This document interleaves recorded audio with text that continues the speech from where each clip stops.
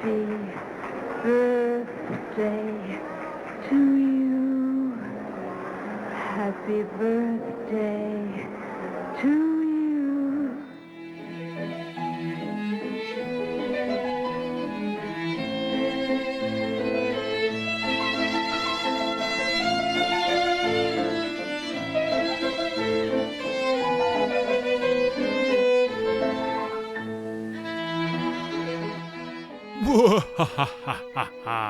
Welcome to Cineversary, a podcast that celebrates a milestone anniversary of a masterful work of cinema. Each month we extend happy birthday wishes to a different film currently observing a joyous jubilee from a 20th all the way up to a 100th anniversary. This is your devoted host, Eric Martin, creator of the Cineverse blog and moderator of the weekly Cineverse film discussion group. And if you just found our show, booyah! Or should I say, booyah? Yeah, I know, I'm getting a little carried away, aren't I? If you are a regular listener, welcome back.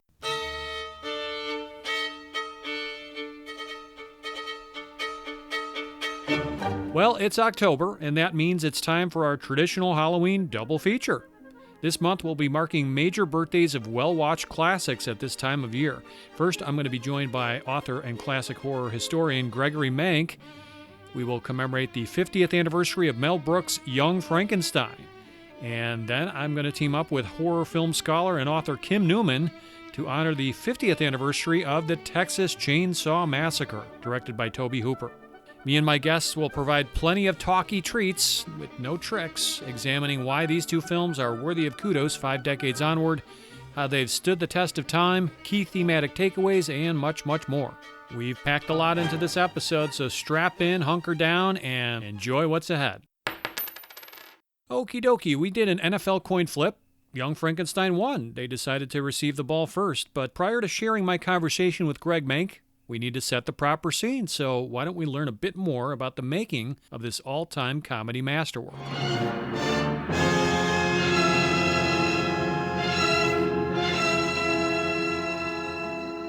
Young Frankenstein is a comedy horror film directed by Mel Brooks. The script was a collaborative effort between Brooks and Gene Wilder, who also took on the main role, portraying a descendant of the notorious Dr. Victor Frankenstein. Peter Boyle played the role of the creature, while the ensemble cast included Terry Garr, Cloris Leachman, Marty Feldman, Madeline Kahn, Kenneth Mars, Richard Hayden, and Gene Hackman. The movie humorously satirizes the classic horror genre, with a particular focus on the 1930s Universal Pictures adaptations of Mary Shelley's 1818 novel, Frankenstein. Over time, Brooks has provided different insights in interviews about the film's origins and development. He said, quote, "I was in the middle of shooting the last few weeks of Blazing Saddles somewhere in the Antelope Valley, and Gene Wilder and I were having a cup of coffee, and he said, 'I have this idea that there could be another Frankenstein.' I said, 'Not another. We've had the son of, the cousin of, the brother-in-law. We don't need another Frankenstein.' His idea was very simple. What if the grandson of Dr. Frankenstein wanted nothing to do with the family whatsoever? He was ashamed of those wackos. I said, 'That's funny.' Little by little, every night, Gene and I met at his bungalow at the Bel Air Hotel. Step by step, ever so cautiously, we proceeded on a dark, narrow, twisting path to the eventual screenplay in which good sense and caution are thrown out the window and madness ensues." Unquote. Unlike in many of his other films, Brooks does not appear on screen in a significant role in Young Frankenstein. He said, quote, "I wasn't allowed to be in it. That was the deal Gene Wilder had. He said, 'If you're not in it, I'll do it.' Gene told Mel, 'You have a way of breaking the fourth wall whether you want to or not. I just want to keep it. I don't want too much to be, a wink at the audience. I love the script. Gene wrote the script with me. That was the deal. So I wasn't in it, and he did it." Unquote. Brooks and producer Michael Gruskoff initially struck a deal with Columbia Pictures, but the studio was unwilling to exceed a budget of $1.75 million, while Brooks insisted on a minimum of $2.3 million. Columbia was also resistant to the idea of filming in black and white. As a result, Brooks and Gruskoff turned to 20th Century Fox, which agreed to a higher budget and took on the distribution. Filming began on February 19, 1974, concluding on May 3rd of that year, and Young Frankenstein was released in the United States on December 15, 1974, quickly becoming a critical and box office hit, grossing over $86 million on a budget of $2.78 million. Today, the film is widely recognized as a comedy classic, ranking number 28 on Total Film Magazine's 50 Greatest Comedy Films of All Time, number 56 on Bravo's 100 Funniest Movies list, number 13 on the American Film Institute's list of the top 100 American comedies. In 2003, it was selected for preservation in the Library of Congress's National Film Registry for being culturally, historically, or aesthetically significant. Brooks later adapted it into a stage musical with Thomas Meehan. The film received 2 Academy Award nominations, one for Best Adapted Screenplay for Brooks and Wilder, and another for Best Sound, unfortunately not garnering Oscar Gold for either. Its Rotten Tomatoes Fresh Score and Popcorn Meter audience score, it's both 92%. Looking closely at the critical score there, it's 8.4 out of 10. And if you go to Metacritic, the Metascore is 83 out of 100. Time now for a trip on the Coming Attractions Wayback Machine as we feast our ears on the original theatrical trailer for Young Frankenstein.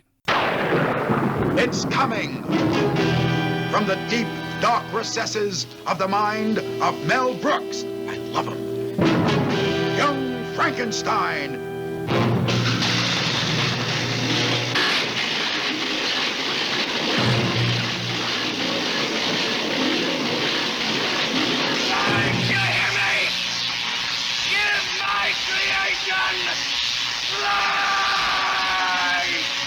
This guy means business.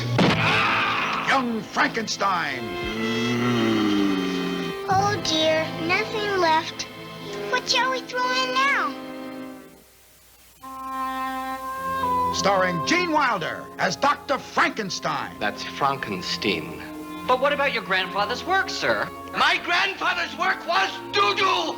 Peter Boyle as the monster.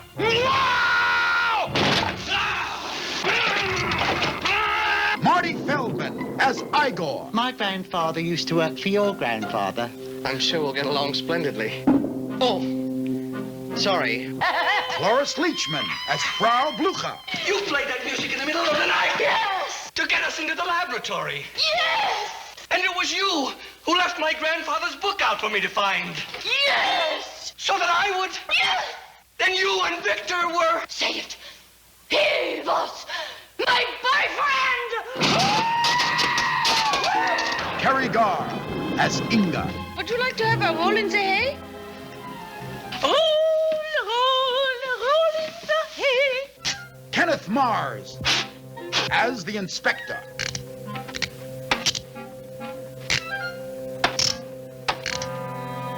And Madeline Kahn as Elizabeth. Where am I? Calm down. What are you going to do to me? I'm not afraid of you. Listen, I have to be back by 11:30. I'm expecting a very important call. Kill the monster! Storm the castle! See Mel Brooks' Young Frankenstein. Yes, I think we could all use a good laugh. But don't see it alone. Don't miss Young Frankenstein, personally directed by Mel Blazing Saddles Brooks, in black and white. No offense. You know what's a tough task? Asking the handful of you that you need to pause our show now and go watch Young Frankenstein for the first time before proceeding. That's because my guest and I, we'll be discussing key plot points and reveals that could spoil matters, much like implanting a rotten brain, right? Yeah, it's not an easy chore convincing virgin viewers, but somebody's got to do it. Right, Gene? What a filthy job. Could be worse. How? Could be raining. All right, I promised you no trick-or-treat prank, so here comes Mr. Mank. We started a Halloween tradition 2 years ago that we intend to keep alive, or undead, if you will, when we first interviewed him for our episode spotlighting Val Lewton's Cat People. Now, he returned last year in 2023 to commemorate the 75th anniversary of Abbott and Costello Meet Frankenstein with me, and it's only fitting that I have him back for a third consecutive appearance, this time to discuss Young Frankenstein and its 50th birthday. He's the author of several books, such as The Very Witching Time of Night, Dark Alleys of Classic Horror Cinema, and It's Alive, the classic cinema saga of Frankenstein. He's also a 2-time Rondo Award winner for Writer of the Year, a Monster Kid Hall of Famer, and the voice of many commentaries found on DVD and Blu-ray editions of classic horror movies. And one of the nicest guys anybody's ever met. We're talking, of course, about Gregory Mank. Welcome back to Cineversary for your third outing in a row, Greg. Thank you, Eric. It's very good to be here. And yeah, it's like a jack-o'-lantern or something being here. You know, it must be Halloween if I'm on the show. So well, I promise we won't carve you up. Thank you. Although maybe we can add some illumination to our conversation together here as a jack-o'-lantern would. There you are. So yeah, let's get into it. When was your first viewing of Young Frankenstein? Do you recall? And what did you think of it initially?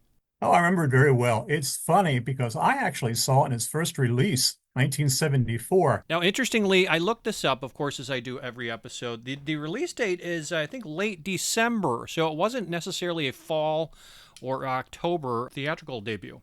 Uh-huh. I don't remember what month, but I do know that I remember hearing about it. I was flying from California back home to Pennsylvania on a plane and saw this written up in a magazine, and I thought, because I had seen Blazing Saddles and really enjoyed it. I loved Blazing Saddles, but I thought, I'm not sure if this style of comedy is going to translate, to a horror spoof. And I felt kind of defensive because I mentioned having seen Young Frankenstein in 1974 or 75. Whereas I had actually seen the original Frankenstein on television in 1957. Yeah, part of the original Shock Theater package. Original right? Shock Theater. And so I was only 6 years old, and my parents let me stay up to see it. So I had, I felt very defensive about the movie. I had seen it. I had seen all the Universal sequels. I thought, they better not be too crazy as far as what they do to this film. So I was anxious to see it and see how it all worked out, and I loved it. I thought it was great. I thought it was very, very funny. I thought it was very affectionate, and a funny word for it perhaps was that I thought it was sort of epic, the way that it had all come together. It had wonderful production values, and it had this wonderful Gothic style to it. The castle, for example, the laboratory, all these things that are in the film. This is by no means some kind of low budget, cheesy production. I mean, not that you would have expected that in those days from Mel Brooks, but nevertheless, I mean, everything looks great. It really looks like a deluxe 1930s horror classic. So they had put it together very, very well. And they had come along with all these great things and great comic bits and some great dramatic bits. And remember, one thing in particular that I really thought was cool was the creation of the monster, and Gene Wilder as Victor Frankenstein, or Frankenstein, of course, it gets on the table, on the side of the table, and rides it, up to the ceiling while the monster comes to life. And he's up there doing his yelling and screaming as it's a live bit and everything, and he's actually on the side. It may not make too much sense. It's not very safe, but nevertheless, it was really cool to see. And I kept thinking, gee, I wish they had let Colin Clive do that in Frankenstein, or let Clive do that in Bride of Frankenstein when he created the Bride. So I thought, wow, this is in some ways they've actually kind of put their own spin on this, and it really works. Yeah. So I was very, very impressed properly by what they had done with the movie. And maybe above all, and of course we'll get into this as we move along, but also is the fact that there was so much affection that seemed to be at work there for the movies. They weren't, thumbing their nose at them. They weren't really making fun of them. You could tell that the people who were making the film really, really loved the pictures, and that they were, having a blast kind of doing this, really crazy homage, if you will. Right. So that it really won me over. I thought it was epic. I thought it was Gothic. I thought it was hilariously funny. I'm sure the first test that Mel Brooks would have wanted to pass in your eyes or anyone's eyes, is it funny? So do you think it holds up as a comedy? Do the jokes still land? Your most recent rewatch, did you find it tickled your funny bone? Oh, sure. Some of the bits are terrific. I mean, even some of the little one-liners. Igor, would you give me a hand with the bags? Certainly. You take the blonde and I'll take the one in the tavern.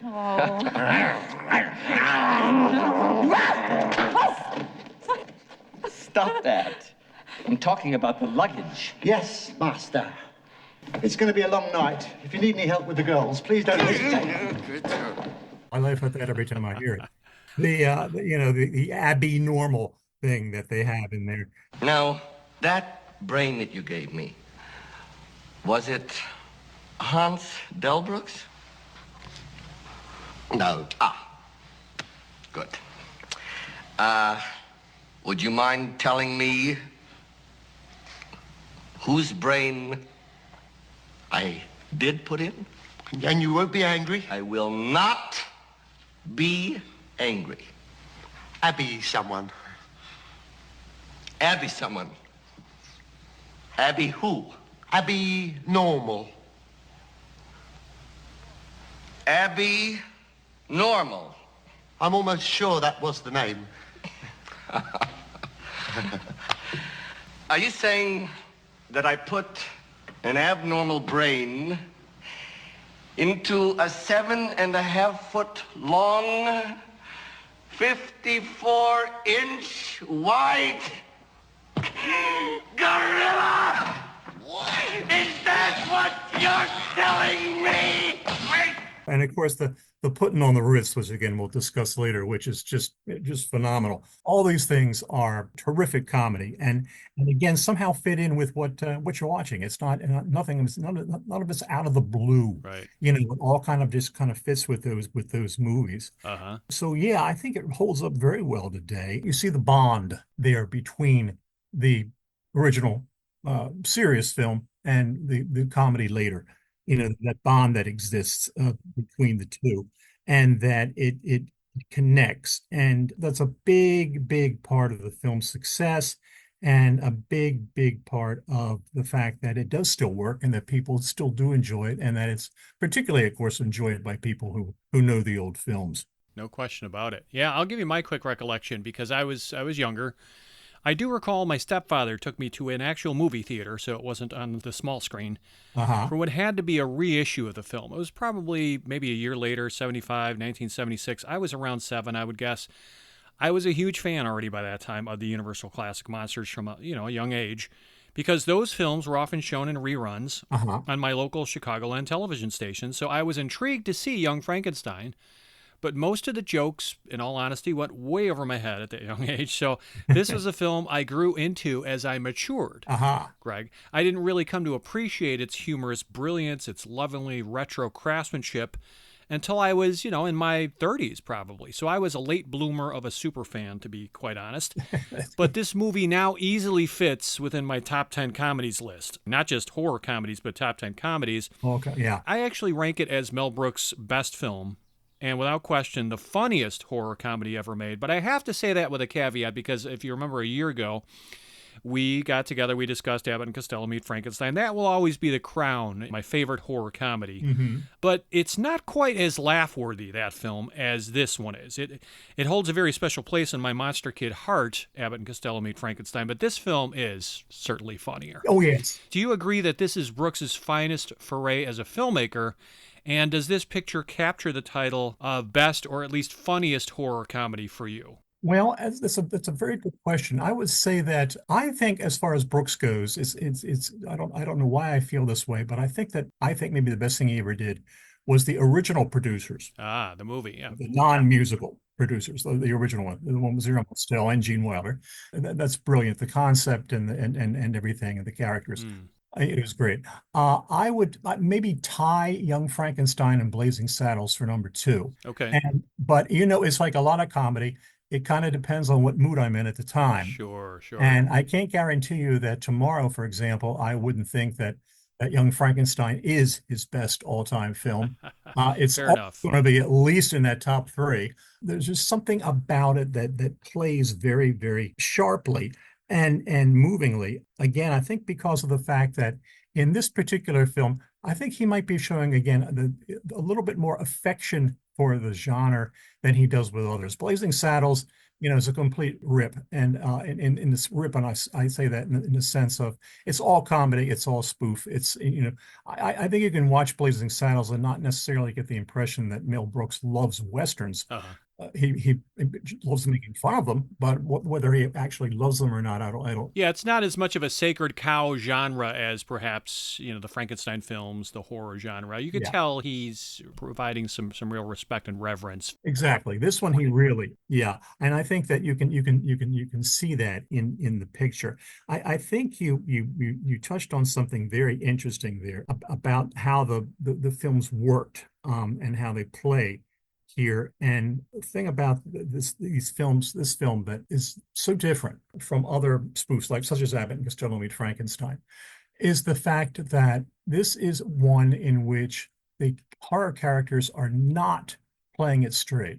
They're completely into the spirit of the madness, and they're completely in your face, and they're completely lunatic, and they're completely drop dead funny, and they're just they're not is in Abbott Costello Meet Frankenstein, for example. Lon Chaney is the Wolfman, Lugosi is Dracula, Glenn Strange is the monster. They're all playing it straight. I mean, every once in a while there might be a little wink of an eye here with particularly with the monster, when he sees Costello and looks scared, that sort of thing.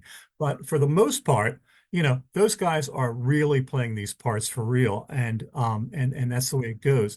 I mentioned Arsenic and Old Lace is one of my favorites, and that's sort of the same thing. I mean, you have a horror comedy there in which you have the two old ladies who are poisoning men and burying them in their basement, and they're played by the two actresses who played it on Broadway, right? Josephine Hull and Gina Dare, and they are playing it again completely straight. At no time do they reach for a laugh. At no time do they do anything that you would say, okay, that's very funny what they just did there. They're just a couple of sweet old ladies, Right. Raymond Massey, who plays the part that Karloff played on Broadway, of the homicidal maniac, the mad Jonathan, again plays it completely straight. He's terrific and everything, but again, except for a little comic twist here and there, he is always throughout it far more frightening than he ever is funny, and really very formidable figure. But in this film, everybody, all the characters, all these crazy gothic characters out of the old Universal films, they're all Transylvania burlesque hall comedians. They're all going for it.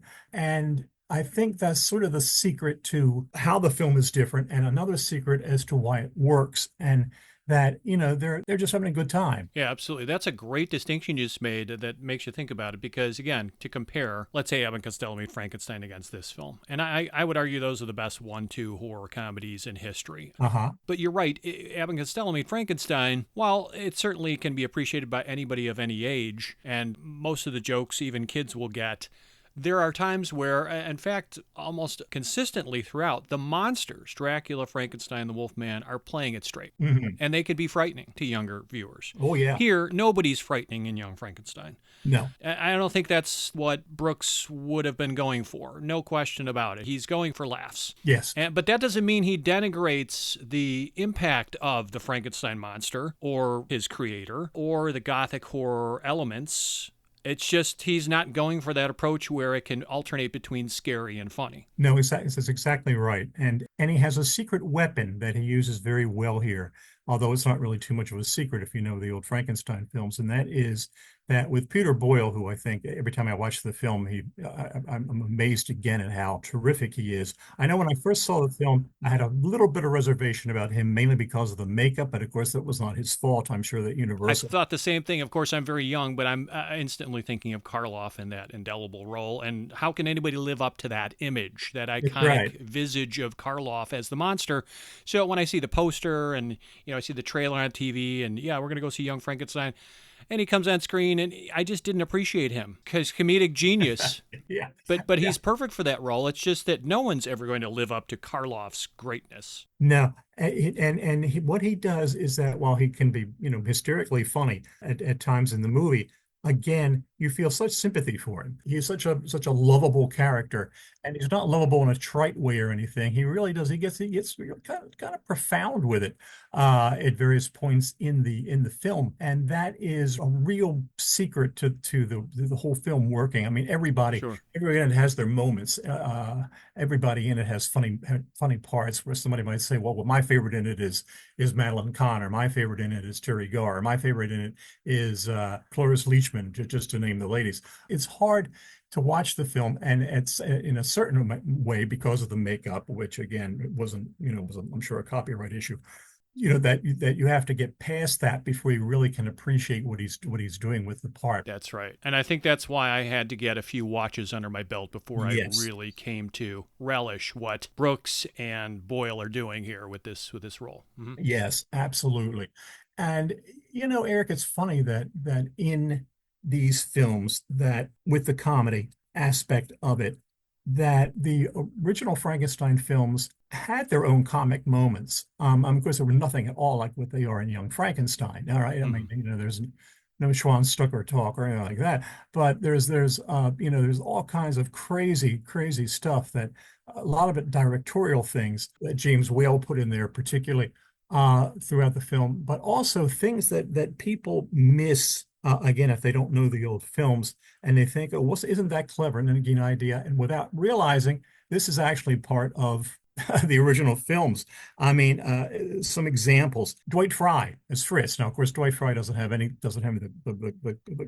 the original Frankenstein, doesn't have the comic opportunities that Marty Feldman has in Young Frankenstein. He does have that great moment. For example, he's going up the steps in the laboratory, and suddenly he stops, bends over, and pulls up his sock, and it's just so completely crazy, unexpected, that he takes the time out to sit down and pull his sock up, and it's like, did he just do what I think he did? I mean, little things like that. The scene with the blind man, which is one of my favorites in the movie, with Gene Hackman, and Gene Hackman in Young Frankenstein, and O.P. Heggie. Isn't that a great name? O.P. Heggie Right. is the blind man in Bride of Frankenstein. Some of the scenes with the monster with the hermit are actually laugh out loud funny. As sad as that scene is, and really kind of heartbreaking ultimately, you have these great things in there where he gives the monster wine, and the monster's getting plastered on the wine. He gives him a cigar, and he's puffing away on the cigar. All right, the monster hiccups. He has too much wine, and he lets loose with a hiccup.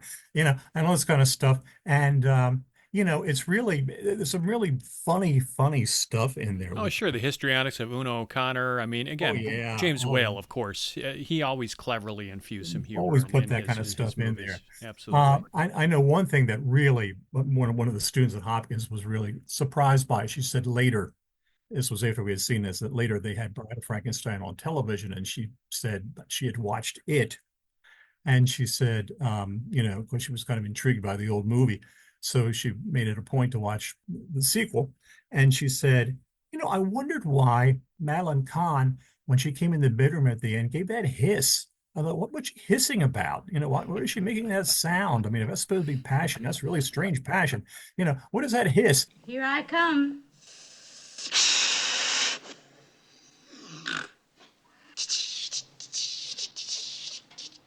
Do do do do do do do do. And of course, she said, then I saw the movie, and at the end, Elsa Lanchester, right before the end, gave that big hiss. And I thought, oh, okay, now I get it. She's kind of doing her imitation of a swan hiss. That's right. She's doing her swan hiss imitation. And I think the most incredibly overt one, which is, I used to laugh at this in the original film, and now, and really laugh at it when I see it taken off in this one, is the thing with Lionel Atwill as Inspector Krug. And of course, in the movie, in Son of Frankenstein, the third film, and he's playing Inspector Krug, and he has a wooden arm. And of course, he's taken off in the movie, satirized in the movie by Kenneth Mars as Inspector Kemp. Brilliantly, yes. Inspector Kemp, of course, has the wooden arm, and he's got an eye patch with a monocle over it, and all this other kind of crazy overdone stuff. But in the original movie, Lionel Atwill does indeed have a wooden arm. He also has a monocle. But at any rate, they actually do have that dart game in there. Oh yeah, that's true.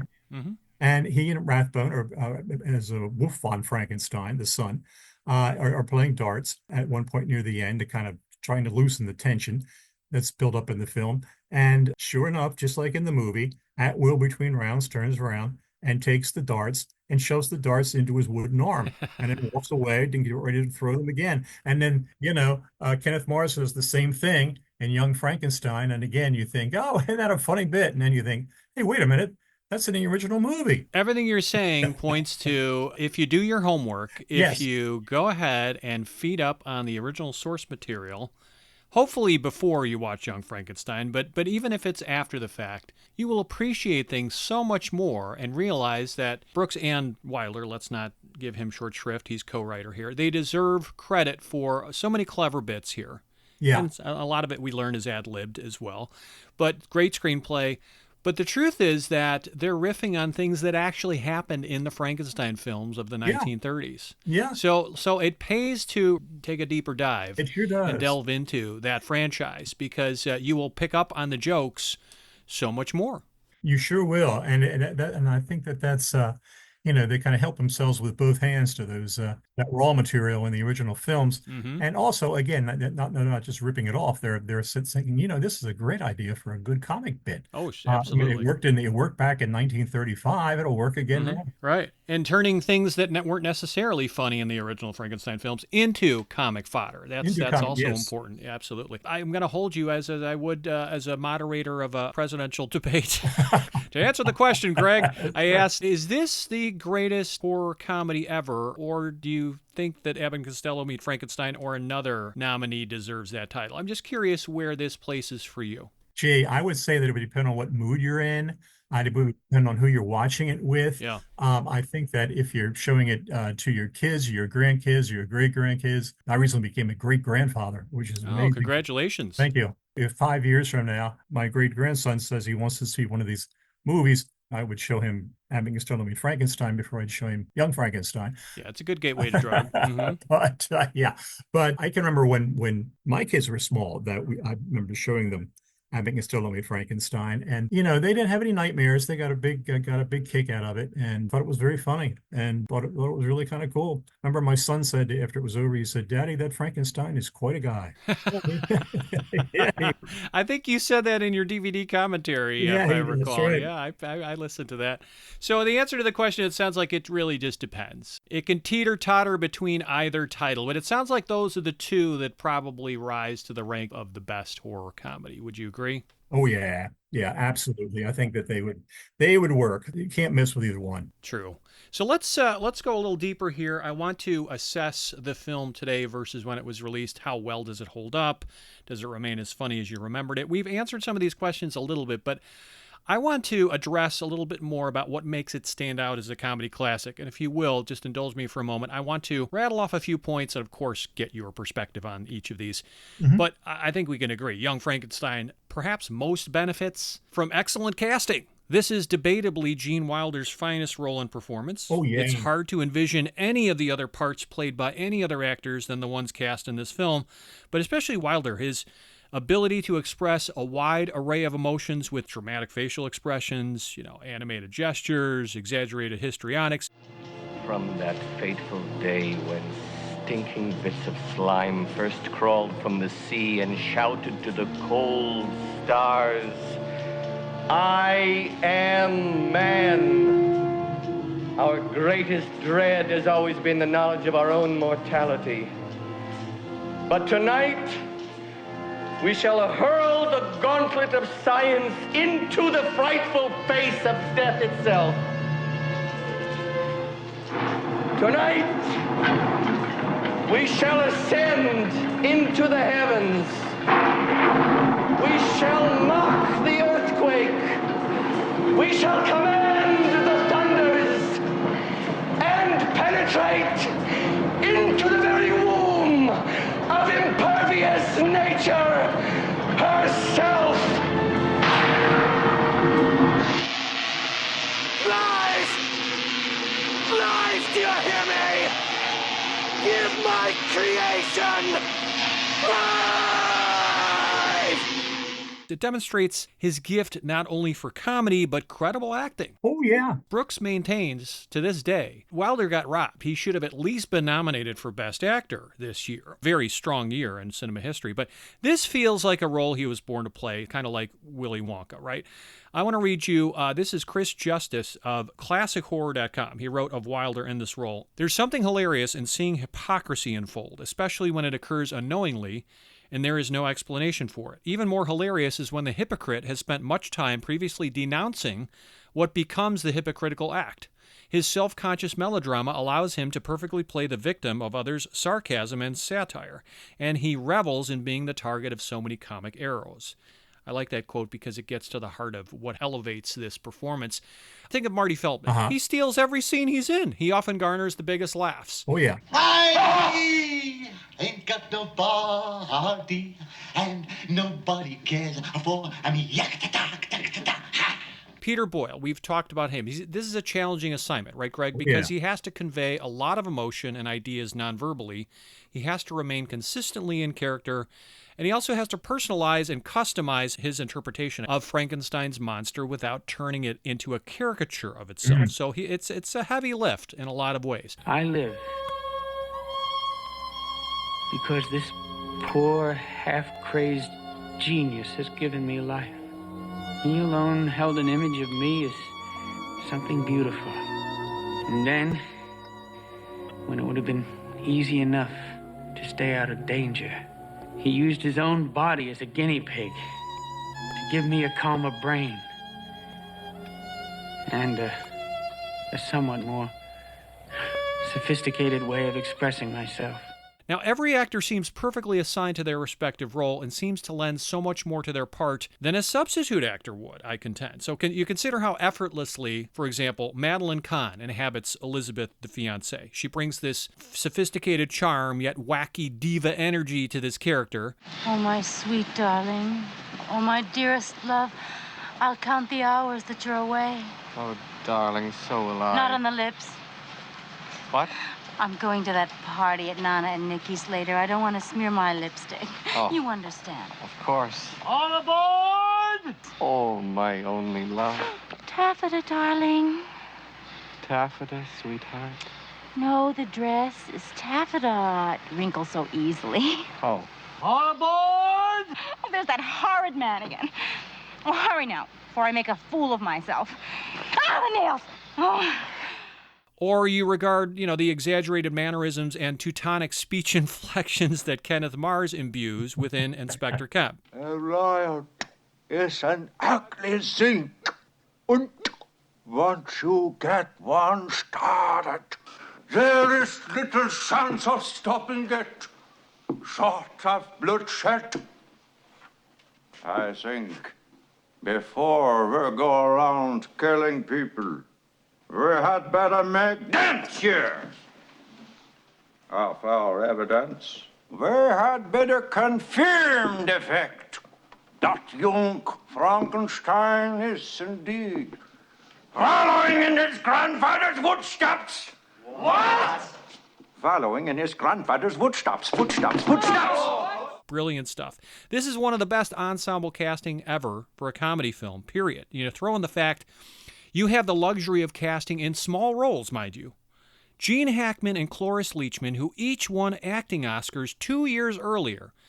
And this film becomes a cup runneth over with thespian talent, does it not? Yes. It's also that rare breed of comedy, Greg, where there is more than one strongly funny female character. 3, in fact, who collectively may garner more laughs than the male characters. That is rare. Yes. Especially of a comedy of this era. Female characters often get short shrift, and not in Young Frankenstein. No. Yeah, Cloris Leachman is tremendous. They all are. And it was you all the time. Yes. You played that music in the middle of the night. Yes. To get us into the laboratory. Yes. That was your cigar smoldering in the ashtray. Yes. And it was you who left my grandfather's book out for me to find. Yes. So that I would... Yes! Then you and Victor were... Yes! Yes! Say it! He was my boyfriend! And, that role in the hay line that Terry Garr has is another one that, you just laugh at that for 5 minutes. Hello. Would you like to have a roll in the hay? It's fun. Roll in the hay. Elevate me. Here? What? No? Yeah, right. Yeah. No, they all 3 are terrific and terrific comic actresses and add so much to the movie without being distracting in the movie. But I think what you said at the beginning is perfectly true, and that is that as far as the maybe the real star of the show. It is Gene Wilder. He's so wonderfully manic depressive in the part. I mean, he's very much like Colin Clive was in the first two Frankenstein films. He's very much like Basil Rathbone was in the third Frankenstein film. And he really, I mean, to me, he almost resembles Rathbone in a lot of the shots, It's true. his attitude and the flamboyance and the thing about being a sort of a leading man and a comic at the same time. It's an amazing performance he gives because he kind of pulls all these different characters together, all these different actors together in his performance. He can also go from like 0 to 100 in a millisecond. Like he Yes. can be a very calm, composed, Uh-huh. Sophisticated, and suddenly he's off the rails, volume to 11. Oh, Doctor, I'm No. Be of good cheer. If science teaches us anything, it teaches us to accept our failures as well as our successes with quiet, dignity, and grace. Son of a bitch bastard, I'll get you for this! What did you do to me? What did you do to me? Doctor, stop it! You kill him! I don't want to live! I do not want to live! Yep. That's the boy. Yeah, he is really terrific. I think it's the best thing Wilder ever did. Agreed. In any way at any time. He's just super. But again, the casting is so crucial here. Again, it's a funny movie. You have to give credit to the writing. The screenplay is crucial. We can agree. Mm-hmm. But the casting here, again, can you imagine anybody else in one of these parts? Even the smallest part. I cannot. I really can't. No. I know that's easy to say. It sounds cliche. It's an overdone phrase. But really, folks, the casting to me is absolutely what makes this picture work. Yeah, it's like the original 1939 Stagecoach. I mean, you look at that film and you think, who else could play any of those characters or any of those people? Totally different genre, of course, but all those people are so indelible in there that it's like, nobody else could play this part. Nobody else could play that part. Nobody else could play Thomas Mitchell's part. Nobody else could play John Carradine's part. And in this film, it's the same thing. It's like if one of them suddenly, a broken arm or a rib or something, and they couldn't have finished Young Frankenstein, it would have been an entirely different film. And you wonder how they could have ever completed it. And they certainly, if they did, they would not have gotten the same effect that they had in the movie. Let's break down the comedy just a little bit. Now, I'm going to state some of the obvious things, but just to jog people's memory, you think of timeless humor in the form of several different things, right, Greg? Hilarious set pieces. Right. Endlessly quotable comedic lines. Right. Priceless running gags. Now, examples of the latter, running gags. The continuous mispronunciation of Frankenstein and Igor, the Right. frenzied whinnying of the horses after hearing Frau Blucher's name spoken. The inspector's mechanical arm is a running gag. Elizabeth's ridiculous prissiness, the shifting of Igor's hump. Unforgettable one-off laughers, on the other hand, include the dead hand in the coffin sequence, or the sedatives charades scene, Mm-hmm. the freshly dead face of Igor resting on the bookshelf. You mentioned the dart throwing episode. The visit to the blind hermit speaks for itself. Of course, the putting on the Ritz number. This is an interesting thing. I really took a deep dive into the Blu-ray this past week, and there's a retrospective documentary on the film on that Blu-ray. And one of the talking heads is actor Robert Ben Garant. He comments on the versatility of the comedic characters. He notes that the roles often get swapped around between straight man and funny person in Young Frankenstein, so that no one personality is always one or the other, a straight man or a funny person. For example, Igor is often the film's comic relief, right? Right. Exaggerated expressions, shifting hunchback, carefree attitude. He relies on physical humor, irreverent quips. But he occasionally shifts to the straight man role. You think of in the Abby Normal brain sequence, where he remains calm while Frederick becomes frantic. And that's a clever reversal of their typical comedic dynamic, right?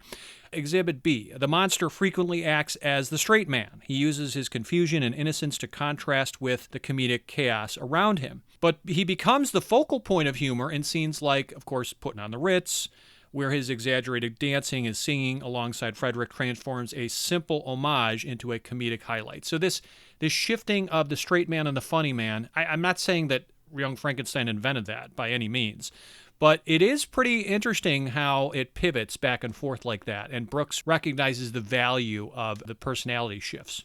Yes.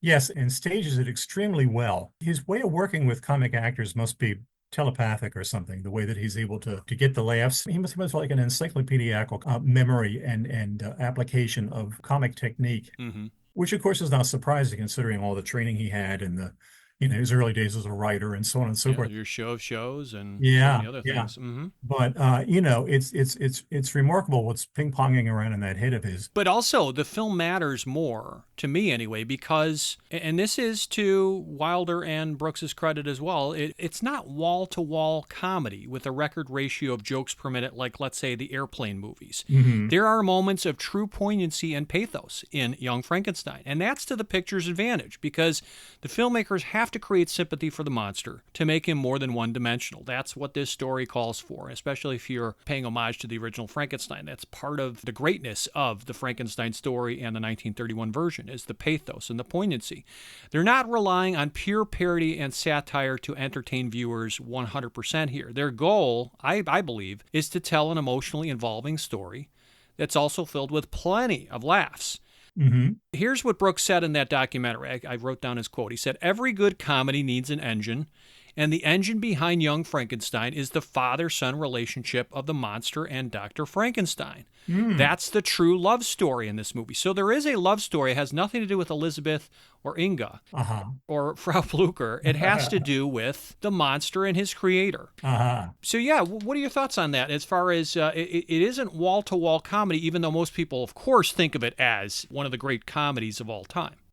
Yeah, I think that that's something that Shelley had in mind. I think it's something that is evident in the 1931 Frankenstein. You get the impression that the real love affair in the story is the monster and Frankenstein, his creator, all right, his God. That's who the monster wants to please, and that's who the God figure is not sure what to do with, because after all, he didn't really truly make him. He doesn't have a soul, so it's sort of like God's question: what do I do with this thing? I'm not sure how he came to be, and now that he's here, what do I do with him? So I think that's a very good point, and I think that that's the real power, one of the real powers of the story of Frankenstein, is that the monster and Henry, have this love affair. I think it was Frankenstein, the True Story, years ago at one of the television adaptations, and I think the last thing that happened in the film was that the monster and Victor ran to each other on this ice floe and threw their arms around each other in this big hug. And then the ice, fell down upon them and they perished. But the last thing he did was they embraced each other. And the monster said, "Bravo, Victor, bravo." And they both put their arms out to each other and ran and embraced. And it was like, wow. I think I referred to Gene Wilder in the film as Victor Frankenstein. It's Frederick, which, yeah. Of course, is what he is, who he is in the novel. And then it's Henry Frankenstein when Colin Clyde plays him, and he's Frederick when Gene Wilder plays him. Right. But he's the great-grandson who I don't think ever existed in, well, I could be wrong. Of course, in Son of Frankenstein, was the son named? I can't remember. Yeah, he was, his name was Wolfgang, or Wolf. Okay, so it wasn't Frederick. Yeah. So if they're staying canonical, they're not. Yeah. So it's a very it's a confusing matter with all those different names getting It's thrown. true. It's true. Just to finish the thought here, what makes this movie tick? Why is it still deserving of kudos 50 years later? It's an all ages comedy that kids can enjoy, right? But it's layered with a special sauce, Greg, a special sauce that stimulates adult taste buds. What do I mean by that? Well, Young Frankenstein, let's be honest, it revels in post-sexual revolution bawdiness, sexual innuendos, which grown-ups appreciate, and it elevates the comedic potential. I think that's part of what makes it, a very sturdy comedy all these years later. It's not necessarily like National Lampoon's whatever, and it's not TNA up the wazoo. I don't think there's any profanity in the film for that matter. But it's adult. It's pretty adult. I remember watching this. I introduced it to my son when he was 5, and his friend was over about the same age, and the friend's father was there too, watching it with us. And of course, when there's scenes involving, let's say, the monster coupling together with Elizabeth, for example, it's one of those, okay, let's see what's on the other channel kind of thing. So there's a few moments here where, it can, and I think that's part of why adults, of course, remember it so fondly too. But what else makes it tick? Well, of course, the showstopper sequence that everybody remembers, you've already mentioned it, the putting on the Ritz performance. I think, if you look back at the making of, you read about it, you watch the documentaries, This was a major risk. Brooks was not a fan of this sequence. Wilder insisted on it. Wilder said, let's film it, and then let's see if it sticks to the wall, kind of a thing. I think Brooks believed if it wasn't prepared and handled carefully, it could have fallen flat on its face, and I'm certain that's true, right? Oh, yeah. But none of the Frankenstein films that this was spoofing, of course, featured a song and dance number. So this pulled the film away from its source genre in a way, and I think maybe that's part of what Brooks was hesitant about. But thankfully, the sequence is a delightful surprise that's wildly funny and highly entertaining. You don't see it coming if this is your first watch of Young Frankenstein. Like, whoa, song and dance number. But Wilder had to strongly sway Brooks to film and include this bit.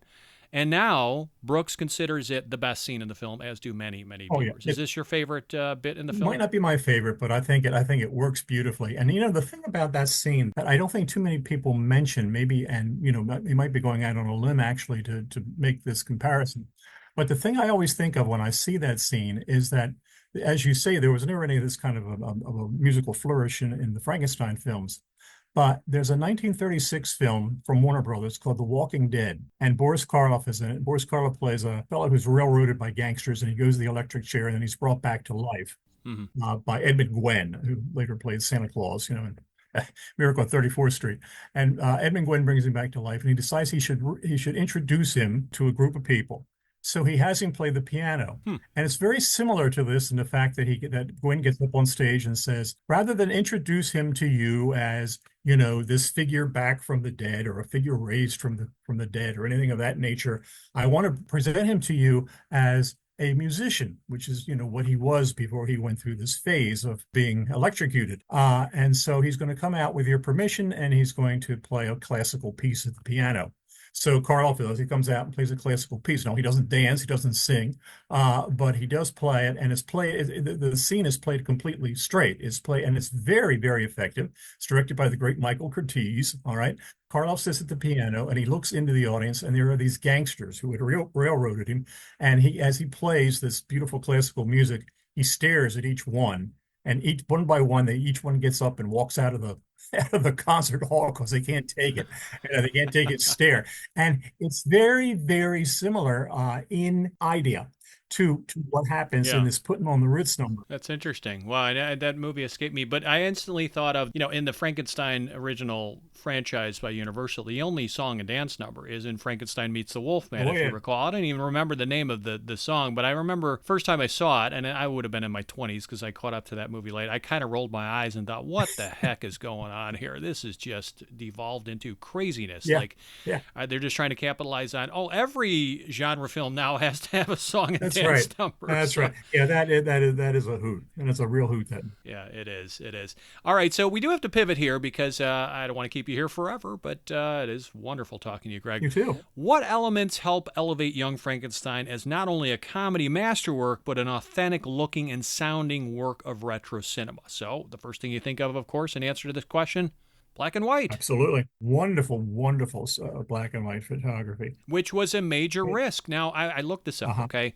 I'm no expert, and the numbers could be a little wrong on the Google machine here, but it's estimated that only around 35 significant black and white films were made in Hollywood between 1967 and 1974, a period when theatrical releases averaged 150 to 200 per year, okay, if those numbers are accurate. Let's assume they are.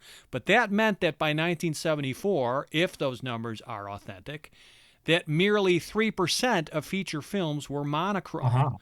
So many of these black and white movies were, independent or smaller productions too, not necessarily like Hollywood big theatrical releases, because major studios overwhelmingly created color films by this era. So no small point, folks, it was a major risk to convince the studio to shoot in black and white. And Mel Brooks and Gene Wilder stood fast to their guns. They said, we are not making this if it's going to be in color. No, it would have never worked in color. It would have never, it had to have that black and white look. It had to have that. And Gerald Hirschfeld, the cinematographer, did a wonderful job with it.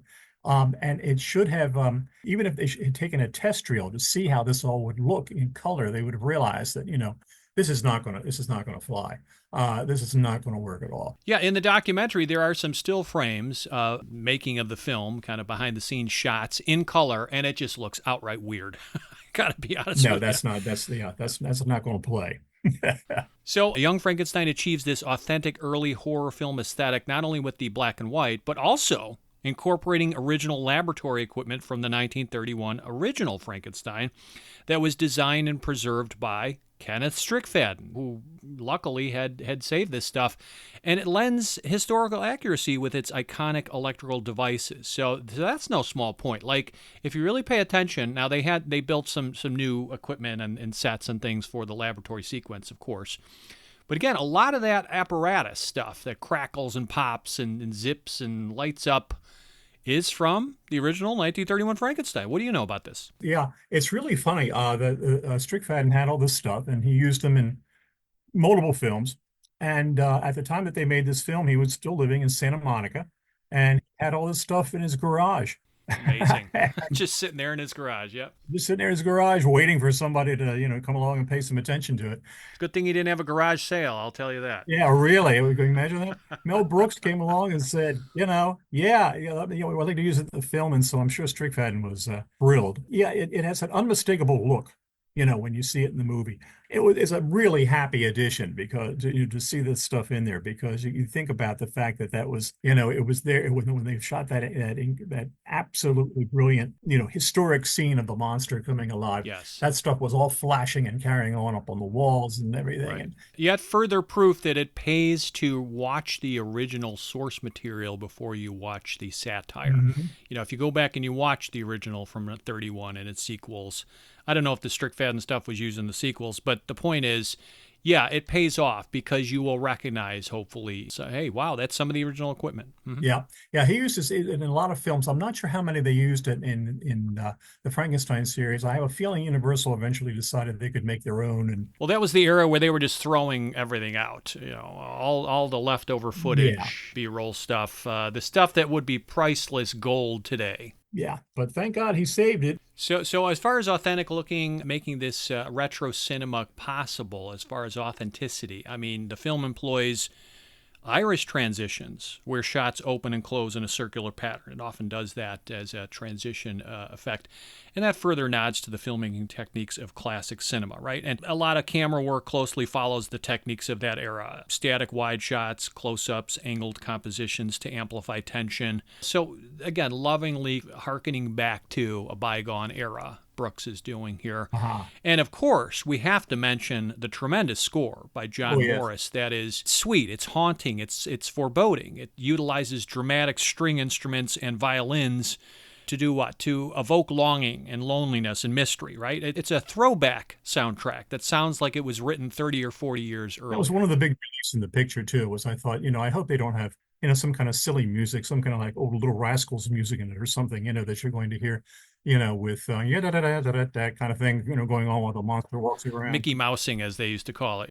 I think it really plays into that whole love story, as Brooks was talking about, between the monster and his creator, because it amplifies the pathos and the poignancy, as we were talking about. So, yeah, that's a not-so-secret weapon of the movie, is that score. Yeah.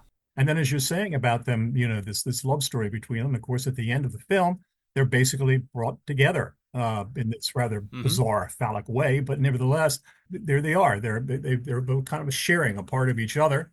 They're two in one. They're still two. They both have a little piece of each other, and in some case, a big piece from what they're saying.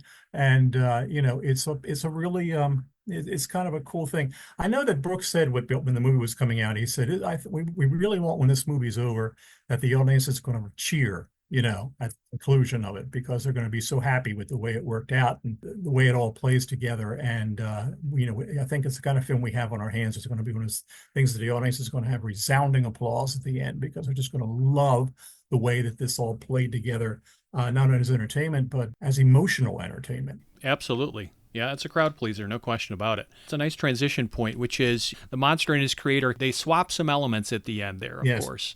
Of course, the movie ends with Gene Wilder with the emphatic wink, wink to the audience as what's going on in the bedroom there. But that harkens to the fourth film, interestingly, in the Frankenstein franchise, which is Ghost of Frankenstein. So again, the scenario, the look, the characters of Young Frankenstein, they're all drawn from the first four films in Universal's Frankenstein cycle. So chronologically, that means Frankenstein, Bride of Frankenstein, Son of Frankenstein, which arguably this is the most like in terms of the story, perhaps. Yes. but also Ghost of Frankenstein, which is kind of a lesser, more forgotten sequel. But in that film, they're going to transfer Igor's brain to the monster, right? And that's supposed to pay off in the next sequel, which is Frankenstein Meets the Wolfman, where the monster's supposed to be talking with Igor's voice. And of course, that gets nixed because I guess, I don't know, you tell me, I think audiences didn't like that in a test screening, or maybe the studio execs. I think the executives definitely didn't like it. Yeah, I think that's probably what it was. But the point is that, yes, it goes as far deep as Ghost of Frankenstein as far as riffing. Brooks and Company, they're invoking horror brushstrokes found beyond the Frankenstein franchise canvas, if you will. And what I mean by that is the putting on the Ritz sequence, right? How the monster is introduced to and later antagonized by the crowd. Instantly, I thought of that similar Broadway unveiling scene in 1933's King Kong. So that's an example where they're playing outside the boundaries of the Frankenstein franchise. Earlier horror comedies of note that came before Young Frankenstein would have been things like The Cat and the Canary, The Ghost Breakers. Those are a couple of Bob Hope pictures. You mentioned Arsenic and Old Lace.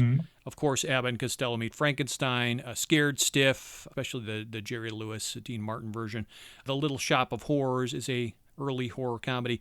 The Comedy of Terrors, Roger Corman. The Munsters in the Munster movie. The Ghost and Mr. Chicken. The Fearless Vampire Killer. So that kind of gets us up to right where Young Frankenstein is in 1974. Yes. And again, not a comprehensive list, folks, but horror comedies existed well before this, rest assured. Yes, there were. I mean, if you go back to the 30s, even some of the James Whale films, The Old Dark House, for example, is more of a comedy than it is a horror film.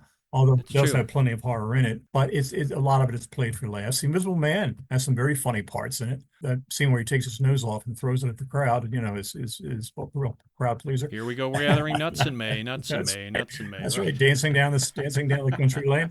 Yeah, sure. Yeah, so there were moments, and the really good directors knew how to use them, effectively to kind of make it a show. But some of the ones that you mentioned are very, very good choices for before Young Frankenstein. Yeah, kind of setting the stage, if you will, templates that Brooks and Company can perhaps follow as far as predecessors. Yeah, Comedy of Terrors, for example, has 4 very strong horror stars in it. They're not playing horror characters, but they're 4 horror stars. Vincent Price and Peter Lorre and Boris Karloff and Basil Rathbone.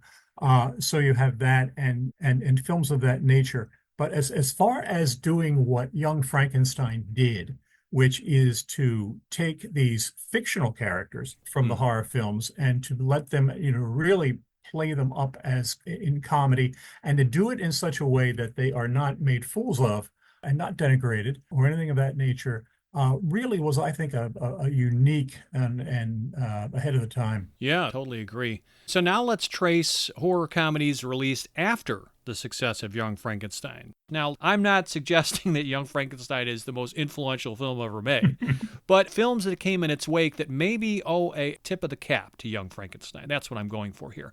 Going chronologically, and again, not a comprehensive list, folks, but Rocky Horror Picture Show is 75, Attack of the Killer Tomatoes is 78, Love at First Bite the next year, Saturday the 14th, nobody remembers that one, but it was 1981, Student Bodies, 1981, sounds like a teenage sex comedy, probably was, never saw it, but it's considered a horror comedy. Full Moon High is also 81, Ghostbusters, of course, Once Bitten, Frankenstein's Great Aunt Tilly. Those are both 1985. Same year as Transylvania 65000. Haunted Honeymoon, another Gene Wilder film, is 1986. Frankenstein General Hospital. I defy you to even know that this movie existed. I certainly did not. This is 1988. Probably came and went in 1 week. Beetlejuice is a milestone there in 88. Elvira, Mistress of the Dark is the same year. Killer Clowns from Outer Space, also 88. Frankenstein, The College Years. Wow. The College Years. How did we miss that one? 1991. I think that was a TV movie. And of course, Dracula Dead and Loving It, which is Mel Brooks returning to the same territory in 1995 with lesser results. But those are some of the ones that immediately spring to mind, some more than others, after Young Frankenstein. Now, horror comedies have always existed. Wikipedia has a list of comedy horror films in movie history, although, Greg, their definition of a horror comedy is a lot broader than a textbook example like Young Frankenstein, granted. So there were, I counted here, according to the Wikipedia list, if it is accurate, there were 10 horror comedies tallied in the 1920s, 6 in the 1930s, 13 in the 1940s, 8 in the 50s. The 1960s went up a little bit, 16 of them. 1970s, suddenly there's 22, okay? Uh-huh. There's an astonishing 103 horror comedies in the 1980s. Whoa! It's a cottage industry. It's It burgeoning. So in the 1990s, a little less, but 72. 105 in the 2000s. And get this, Greg. Between 2010 and 2020, it's a bull run. 155 horror comedies. So I don't think it's a coincidence that the number of mirthful, macabre movies spiked significantly in the wake of Young Frankenstein. Do you? Probably not. I think that, once people saw that this could almost be a genre of itself, if they handle it the right way, and use the proper dynamite, that they can have, a whole different genre. They can have a whole different cash cow as far as these films go. Obviously, that's a remarkable number, and the news to me. I didn't realize that that they were being that prolific. You consider that there have been close to 100 films made over the past 114 years that are based on the Mary Shelley novel Frankenstein. Wow. It is, I looked this up, after Sherlock Holmes and after Dracula, Frankenstein is the fictional character that has been featured in more films than any other. Does that make sense to you? It does. It does, because there's so much raw material there, and there's so many dramatic possibilities. And of course, the background of the success of the films is so impressive. It helps that it's in the public domain and Yeah. it can be reinterpreted endlessly by new breeds of filmmakers, sure. Yeah, they know what they're going to get when they walk in the theater. And yeah, that's great. Mary Shelley would be amazed. Hopefully, yeah. Hopefully not turning it over in her grave. Hopefully not. She's pleased by all the iterations that she has helped spawn here. One last bit of trivia. I'm sure you knew this, but Igor's Walk This Way quote. Yes. It influenced a very popular American rock band to write perhaps their biggest song, which was Aerosmith, and they wrote Walk This Way after seeing the film. It's kind of interesting, right? Now that's inspiration. Yeah. Yeah, that's no small little pop culture trivia tidbit there. So we did touch on this a bit earlier, but as a lover of the original Frankenstein series and the Universal Classic monsters, Greg, does this film pay proper homage to those earlier, older films with love and respect? I recall you said yes, but in any way does it diminish them? I'm curious, like even if unintentionally. So what's your take here? Do you think that there is some negative fallout from a Young Frankenstein where people, I don't know, newer generations may not take the original stuff as seriously? Only from the point of view of the fact that I think they might see one of those films and start waiting, keep waiting for the jokes.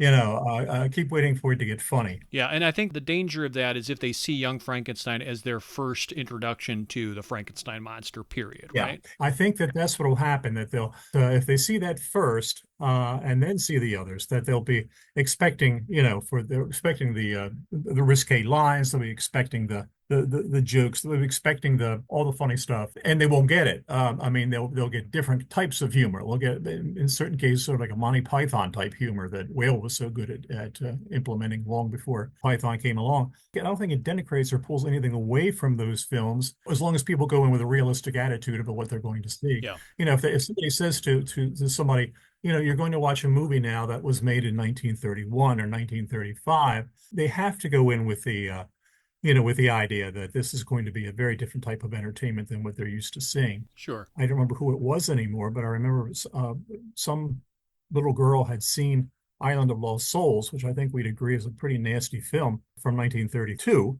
She saw it, and somebody asked her, oh, your parents showed you that movie, what did you think? And she said, well, it was pretty funny.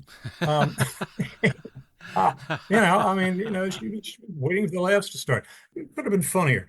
If you go into it with that kind of attitude, obviously you're going to be thrown for a loop when you see what it really is. So everything has to be taken in perspective with film history and with everything else. If you bring the sensibilities of a 1935 movie with you into a theater, you're going to be either very pleased or very disappointed, but somewhere in between.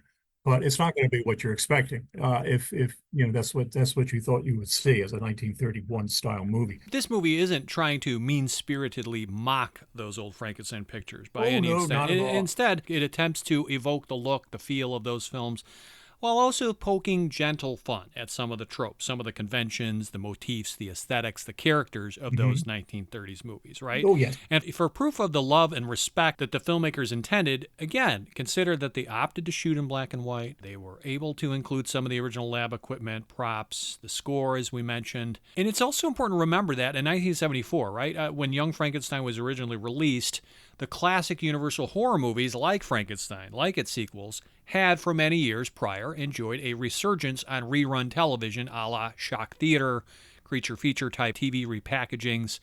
Also, I remember this. Again, I was quite young, but classic movie monsters remained popular in the 70s among baby boomers and their children, as evidenced by the popularity of horror magazines, of comic books, of monster models, other merchandise. And these interests did not suffer after Young Frankenstein was released. In fact, old-time monsters seem to be back in vogue. I remember that from everything from cereal boxes to the old Aurora model kits. Oh, yes. So that being said, some viewers may find it difficult after watching Young Frankenstein to screen the original Frankenstein pictures with an open mind or a patient, tolerant attitude that respects the films in the context of their times. But hopefully they bring that reverence and that respect to those viewings and don't let, as you said, if they watched Young Frankenstein first, hopefully it doesn't totally alter and color their perception of the originals. Yes. Yes, it's a trick. I can understand people having a problem with it, but if you're going to appreciate, something from that age, you have to take it with its restrictions, if you want to call it that.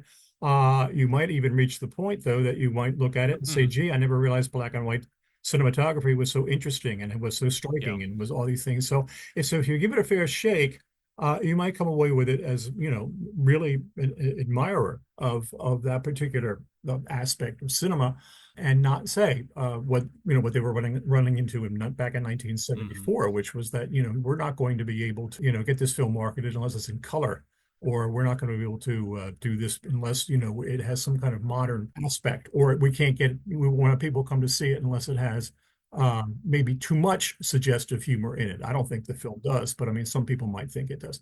All those things have to be taken into consideration.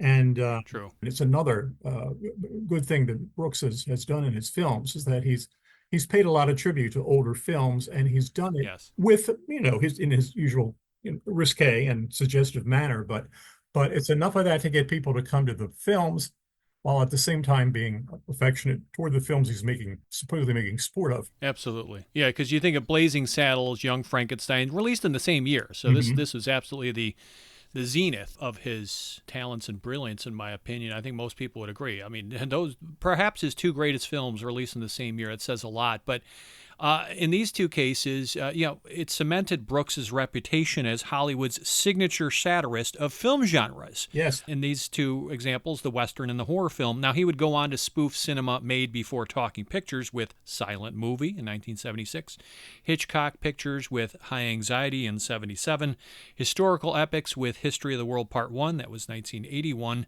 and science fiction features with Spaceballs, that was 1987. And also Robin Hood movies with Robin Hood Men in Tights, 1993. Diminishing returns, in my opinion. He didn't quite hit the lightning in the bottle that he did in 1974. But yeah, he is the preeminent signature satirist of film genres. He is, and has done, exceptionally well in all different aspects. It's interesting, and that is that audiences are changing, right? I sound like I'm 3,000 years old, but when I say audiences are changing, they are. I mean, it's very hard, for example, I think, to go to a movie today and to sit there, even if it's a comedy, and hear a lot of people laughing. They don't laugh. They don't react at all in many cases. They're deadly. It must be something that producers are trying to deal with, because of the fact that, you can go to what is supposed to be a comedy movie and sit there and they won't give a single laugh. Now, in his case, I've never seen a Mel Brooks movie in which the audience didn't enthusiastically laugh from the beginning to the end. He doesn't bomb. His stuff is foolproof. And in all fairness, there have been Mel Brooks movies that bombed as far as the box office. I think you're talking about, in your opinion, he's never made a dud of a comedy, if you will. They're all consistently funny to you, right? Is that what you were getting at? Yeah, and Spaceballs, I think maybe. I don't know if Spaceballs did well, but I didn't see that one. But I think actually the musical of the producers was a giant bomb when it came out.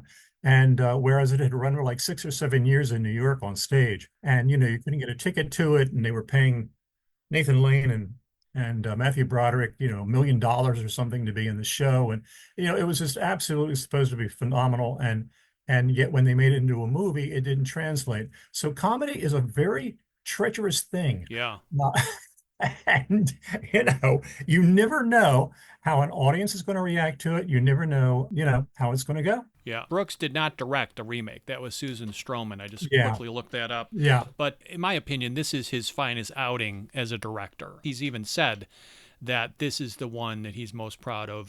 This is the one that he regards as his best film as a writer-director. Not necessarily his funniest, and that's a very subjective thing. But although this is a Brooks-directed work, let's be fair here. It's a fairly equal collaboration between he and Wilder, who co-wrote the original screenplay, originated the idea. So Wilder, his DNA is all over it. Okay. Some critics and scholars contend this is Brooks' most well-paced and restrained film, not quite as silly and zany as some of his other comedies, and that praise should be equally attributed to Wilder, I believe.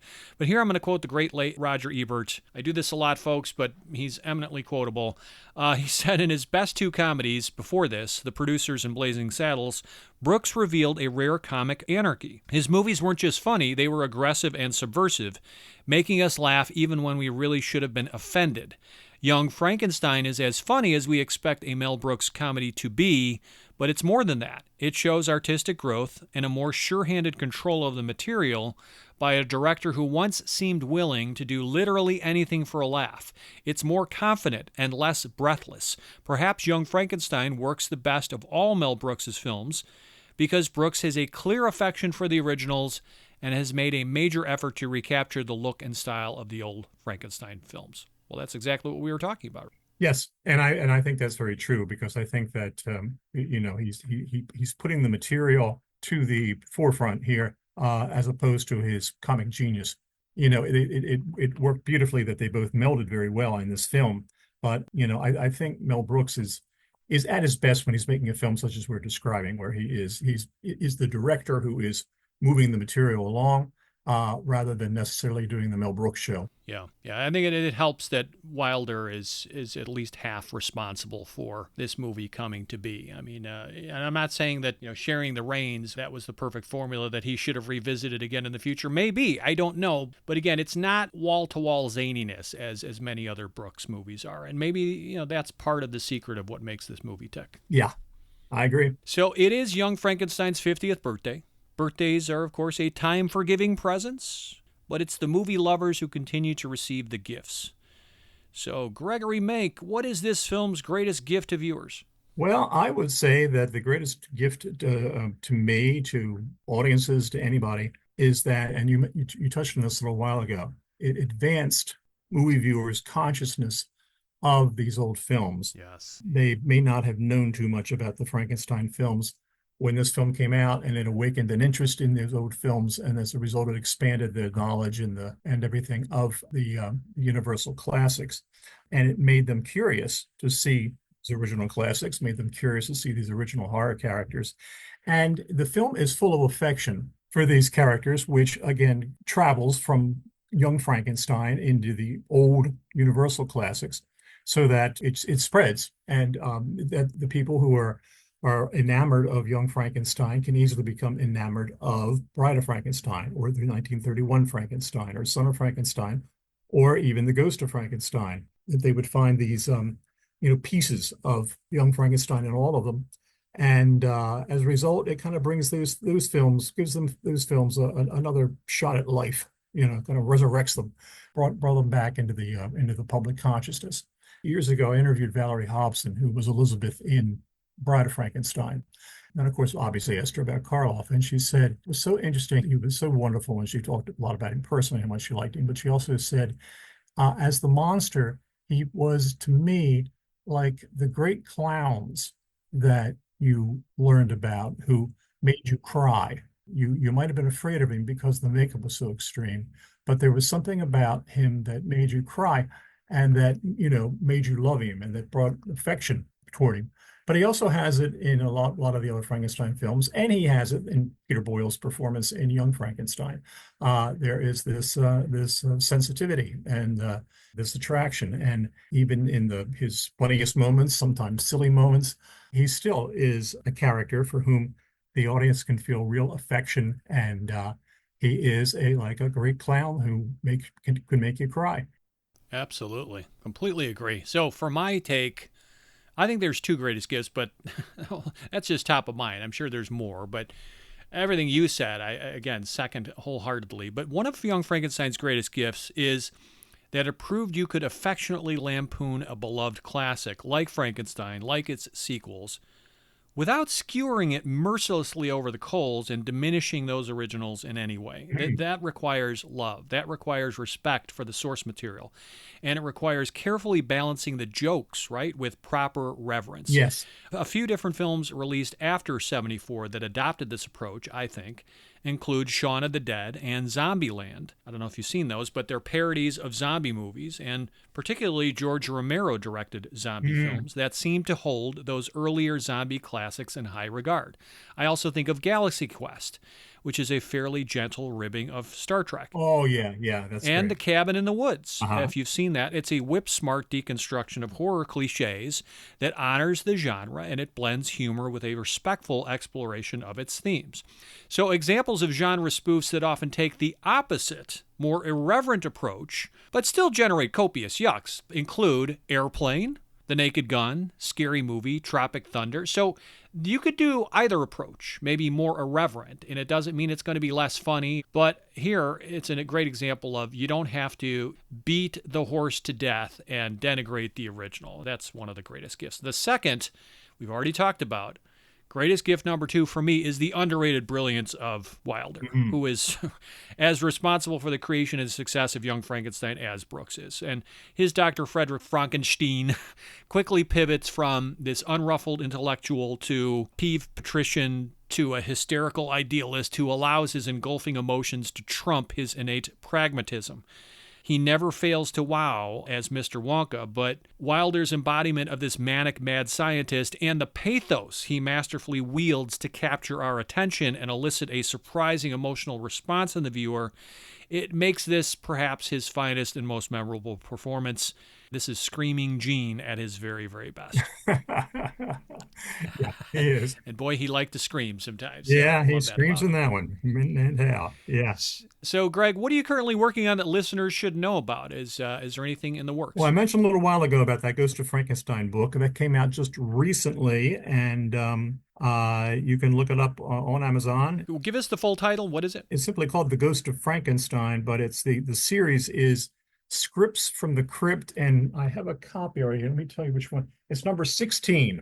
It's 16th in that series. Okay. And it has all kinds of stuff in it. It has the original shooting script for a script that they ended up not using.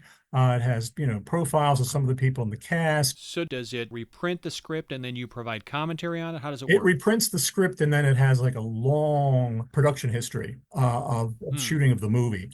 And all the things that happened, and different remarkable actors who were in it. Lon Chaney Jr. as the monster, Bela Lugosi back as Igor, all the things that happened during the shooting at Universal in late 1941 and early 1942. And the objective was to try to make the reader feel like they had been on the set, for the whole 4 weeks that they were making the movie. And hopefully we succeeded with that. Oh, that would be so fun. I'd love to pick up a copy of this. Real behind the scenes. Plus, like I say, a lot of other goodies in there about that are related to the film. So, had you ever done a book like this before? I did one for them before. There's actually there's the series of 16. I've done 2.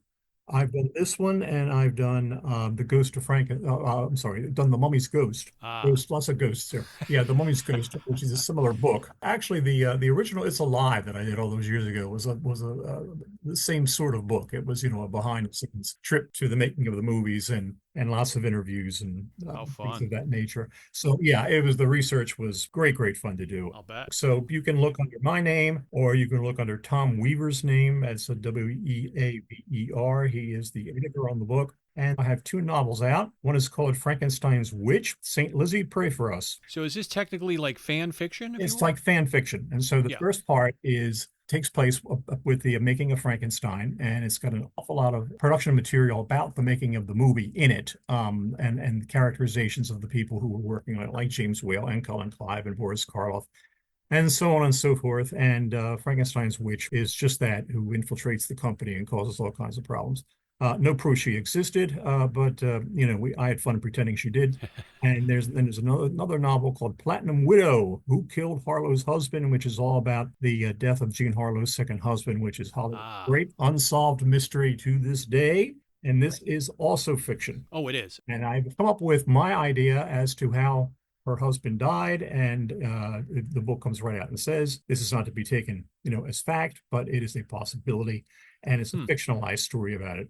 A lot of fun to write. And then what else? Angels and Ministers of Grace Defend Us is an anthology on horror films, and has 13 different chapters, and one of the 13 chapters is a chapter on Bride of Frankenstein, which examines the film primarily from the standpoint of censorship. And it had one heck of a time getting that film out because of censorship problems for a variety of reasons. So that's all there. And those are the current things. I'm working on some other things right now, but it'll be a while before they're ready to go out there and brave the world. So the question I want to ask you is, how do you have time to eat? Yeah, I know. You work a lot, my friend. It's reached that point. I'm starting to think, this is getting ridiculous. I retired from teaching years ago, and I thought at that time, oh, it's going to be a whole different life, and it's going to be, oh boy, it's going to be wonderful. And instead, I've got involved in so much writing work, and it's reached the point that I think, okay, now you have to get up tomorrow at the computer by 8 o'clock because you'll never get done this part of the book. You got to stay on schedule, right? You got a deadline to meet. Boy, you are prolific. But we could tell you love what you do, and I do love it. Yeah, you're staying very active with different books, novels, fan fiction. That book on the script, that's fantastic stuff. So and you are the best at what you do, sir. I really have to tip my cap to you because you're keeping the Monster Kid spirit alive in all of us. Well, that's very kind of you. I certainly appreciate those kind words, and I wish you and your listeners a happy Halloween this year and all years to come. And thanks again for having me on. I'll look forward to us doing it again next year. Oh my goodness, you beat me to the punch because if you do the math, and we've mentioned this movie many times, Bride of Frankenstein, 90th anniversary next year, so same bad time, same bad channel, Greg? You got it. I'll mark it down and look you up at that time, sir. So, yeah, wonderful treat talking with you again. So fun catching up with you, tapping your not Abby normal brain about Young Frankenstein and its comedic brilliance. Greg, thanks again for returning to Cineversary, and yes, happy Halloween season. Thank you, Eric. Enjoy. Woo! Love me some fresh convo with Greg, who forever has an invitation to return to our show, and trust me, I'll be looking him up a year from now, as we hinted about a moment ago. Merci beaucoup, Mr. Mank. Now, we quickly shift from laughs to screams as we shine the spotlight on our second movie this month, quite possibly the most frightening flick ever made, the Texas Chainsaw Massacre. Now, who had the audacity to make a film with that provocative of a title? And what turned this little chainsaw engine that could into a horror juggernaut? Let's find out, shall we? The Texas Chainsaw Massacre is a 1974 American horror film created by Tobe Hooper, who directed, co-produced, and co-composed the score. Hooper co-wrote the screenplay with Kim Henkel. The film features Marilyn Burns, Paul Partain, Edwin Neal, Jim Cito, and Gunnar Hansen as Leatherface. And it tells the story of a group of friends who encounter a family of cannibals while traveling to visit an old homestead. It was promoted as being based on true events to broaden its appeal and subtly comment on the political climate of the time. While the character Leatherface and some elements were inspired by real-life killer Ed Gein, the overall plot is fictional. So the idea for the movie emerged in the early 1970s when Hooper was working as an assistant director at the University of Texas at Austin and as a documentary cameraman. He'd already developed themes involving isolation, the woods, and darkness. During its development, various titles were considered, such as Saturn in Retrograde, Head Cheese, Stalking Leatherface, and simply Leatherface.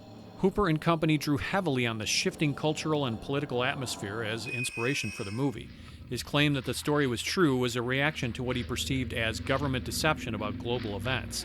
The film reflected a widespread mistrust toward the Nixon administration in the aftermath of Watergate, along with the impact of the 1973 oil crisis, economic recession, and the atrocities of the Vietnam War. The graphic nature of local news coverage, which often showed shocking footage, led Hooper to conclude that man was the real monster and inspired him to put a literal mask on the villain. The idea of using a chainsaw as a weapon came to him while he was navigating a crowded hardware store. The production took place in central Texas, with the crew and cast enduring very difficult conditions, including intense heat that reached 110 degrees Fahrenheit. Filming stretched over 7 days a week, with sessions lasting sometimes up to 16 hours. With a budget under $140,000, that would be about $700,000 adjusted for inflation today, Hooper assembled a cast of mostly unknown actors. The film's violent nature made finding a distributor challenging, but it was eventually picked up by the Bryanston Distributing Company. Hooper had hoped to achieve a PG rating by limiting on-screen gore, but the Motion Picture Association of America gave it an R rating anyway. The film faced similar issues abroad, being banned in several countries and pulled from theaters due to complaints about its violence. Released widely in the U.S. on October 11, 1974, The Texas Chainsaw Massacre initially garnered mixed reviews, but was a commercial success. It grossed over $30 million domestically and selling nearly 17 million tickets. Today, it's considered one of the most influential horror films ever made. Currently, the picture earns an 83% Rotten Tomatoes fresh score and an average critical rating of 7.6 out of 10, and it's got a 91 out of 100 Metascore at Metacritic. If your nerves can stand it, listen with me now to the initial theatrical trailer for the Texas Chainsaw Massacre. What happened was true.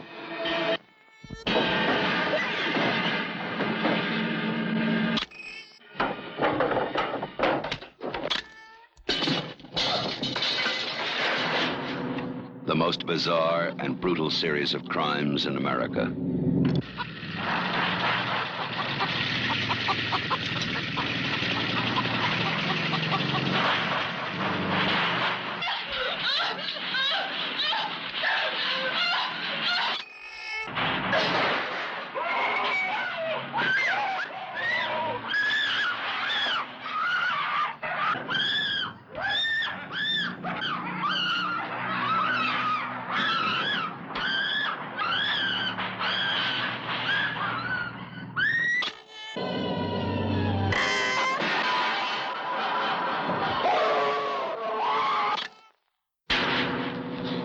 Sally, I hear something. Stop! Stop! This is the movie that is just as real, just as close,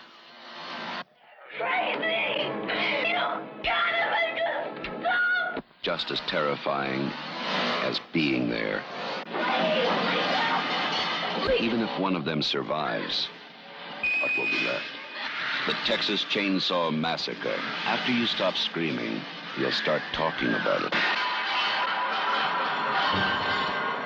You know what Franklin would say if he knew you were about to listen to my chat with Kim Newman before ever having watched the Texas Chainsaw Massacre?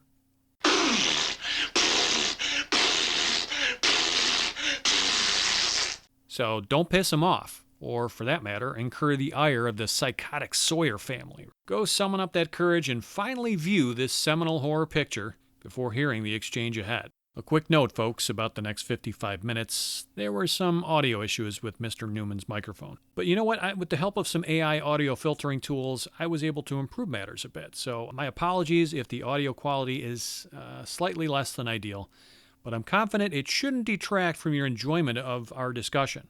So with that out of the way, let's make way for a very distinguished guest, Kim Newman. We last spoke with him 4 years ago for our in-depth exploration of Stanley Kubrick's The Shining. Now, that was episode number 24. And I knew instantly when planning our current installment that he'd be the perfect co-pilot. He's one of the world's go-to experts on horror cinema, as well as a revered film critic, esteemed journalist, and award-winning author of such works as the Anno Dracula series, Nightmare Movies, A Critical History of the Horror Film, and the newly released book, A Christmas Ghost Story. Kim Newman, welcome back to Cineversary. I'm very glad to be here. The feeling is mutual, sir. And we are talking about a movie celebrating a golden anniversary, a golden chainsaw, if you will. It's the Texas Chainsaw Massacre. So let's kick things off. Do you remember your first watch of this film, when and where it might have been, your reaction, and maybe how your opinion of the film has changed or grown over that time? I vividly remember this. I mean, obviously, I'm British.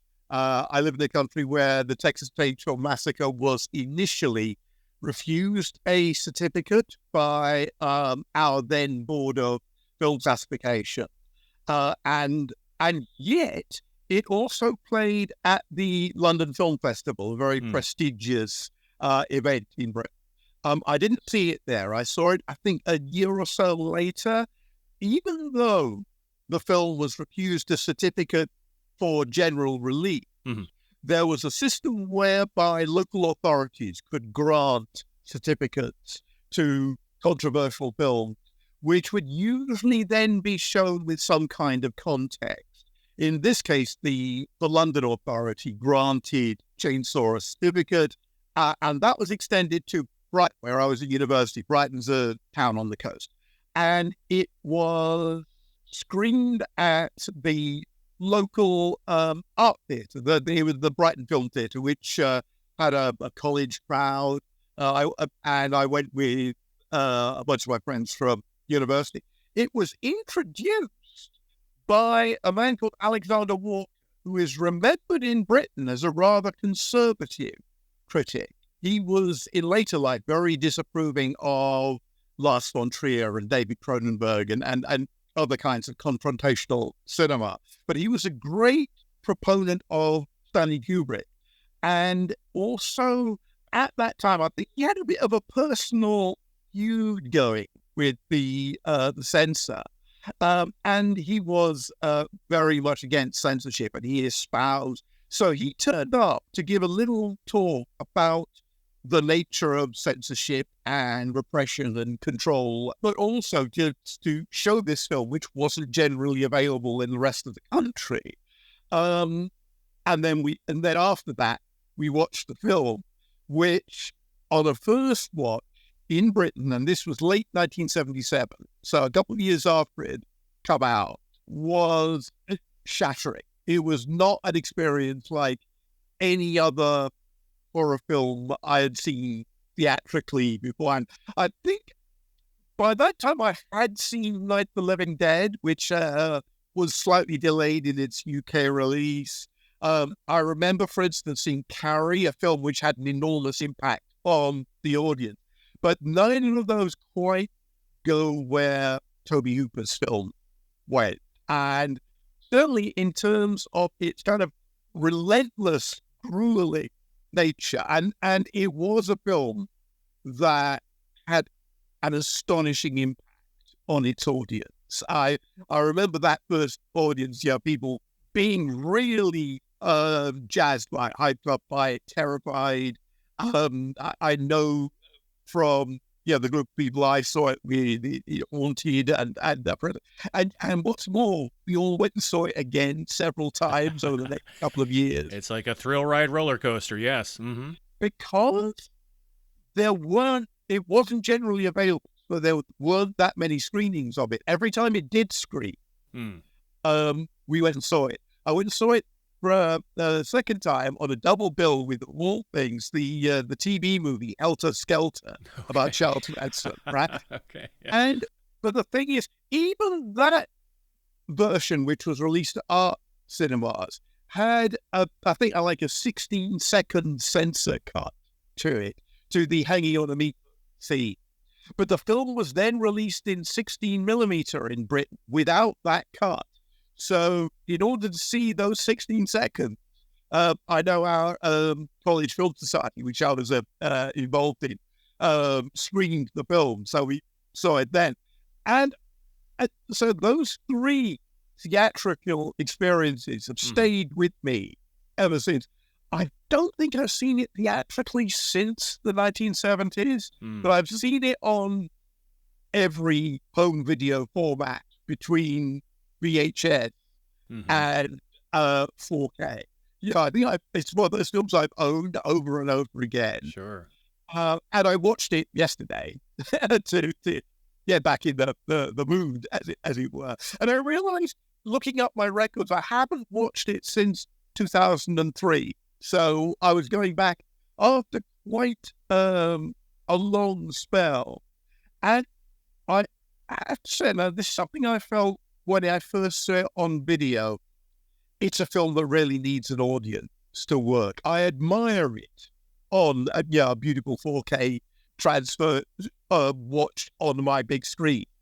But it doesn't grab me. It's not as visceral as it is screening in a cinema with a big audience. It's an audience movie. Yes, you want to hear those shrieks and gasps and groans.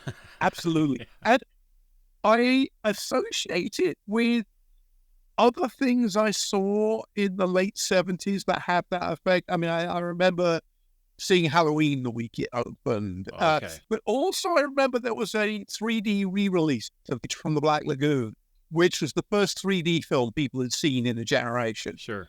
I had a similar thing. I think I saw it at the same theatre. It's that sense of an audience who cannot believe what they're seeing, responding. Right. And maybe the last film that worked like that was probably, say, The Evil Dead. Another video nasty from your neck of the woods, yeah.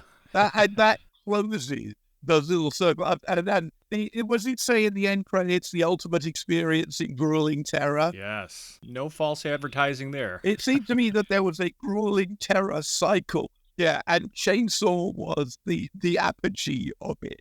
I mean, I think it's also obviously a work of obvious artistry. And I remember the post-film debate where people were sort of still struggling with the fact that they kind of had to take seriously a film that was called The Texas Chainsaw Massacre. Yes.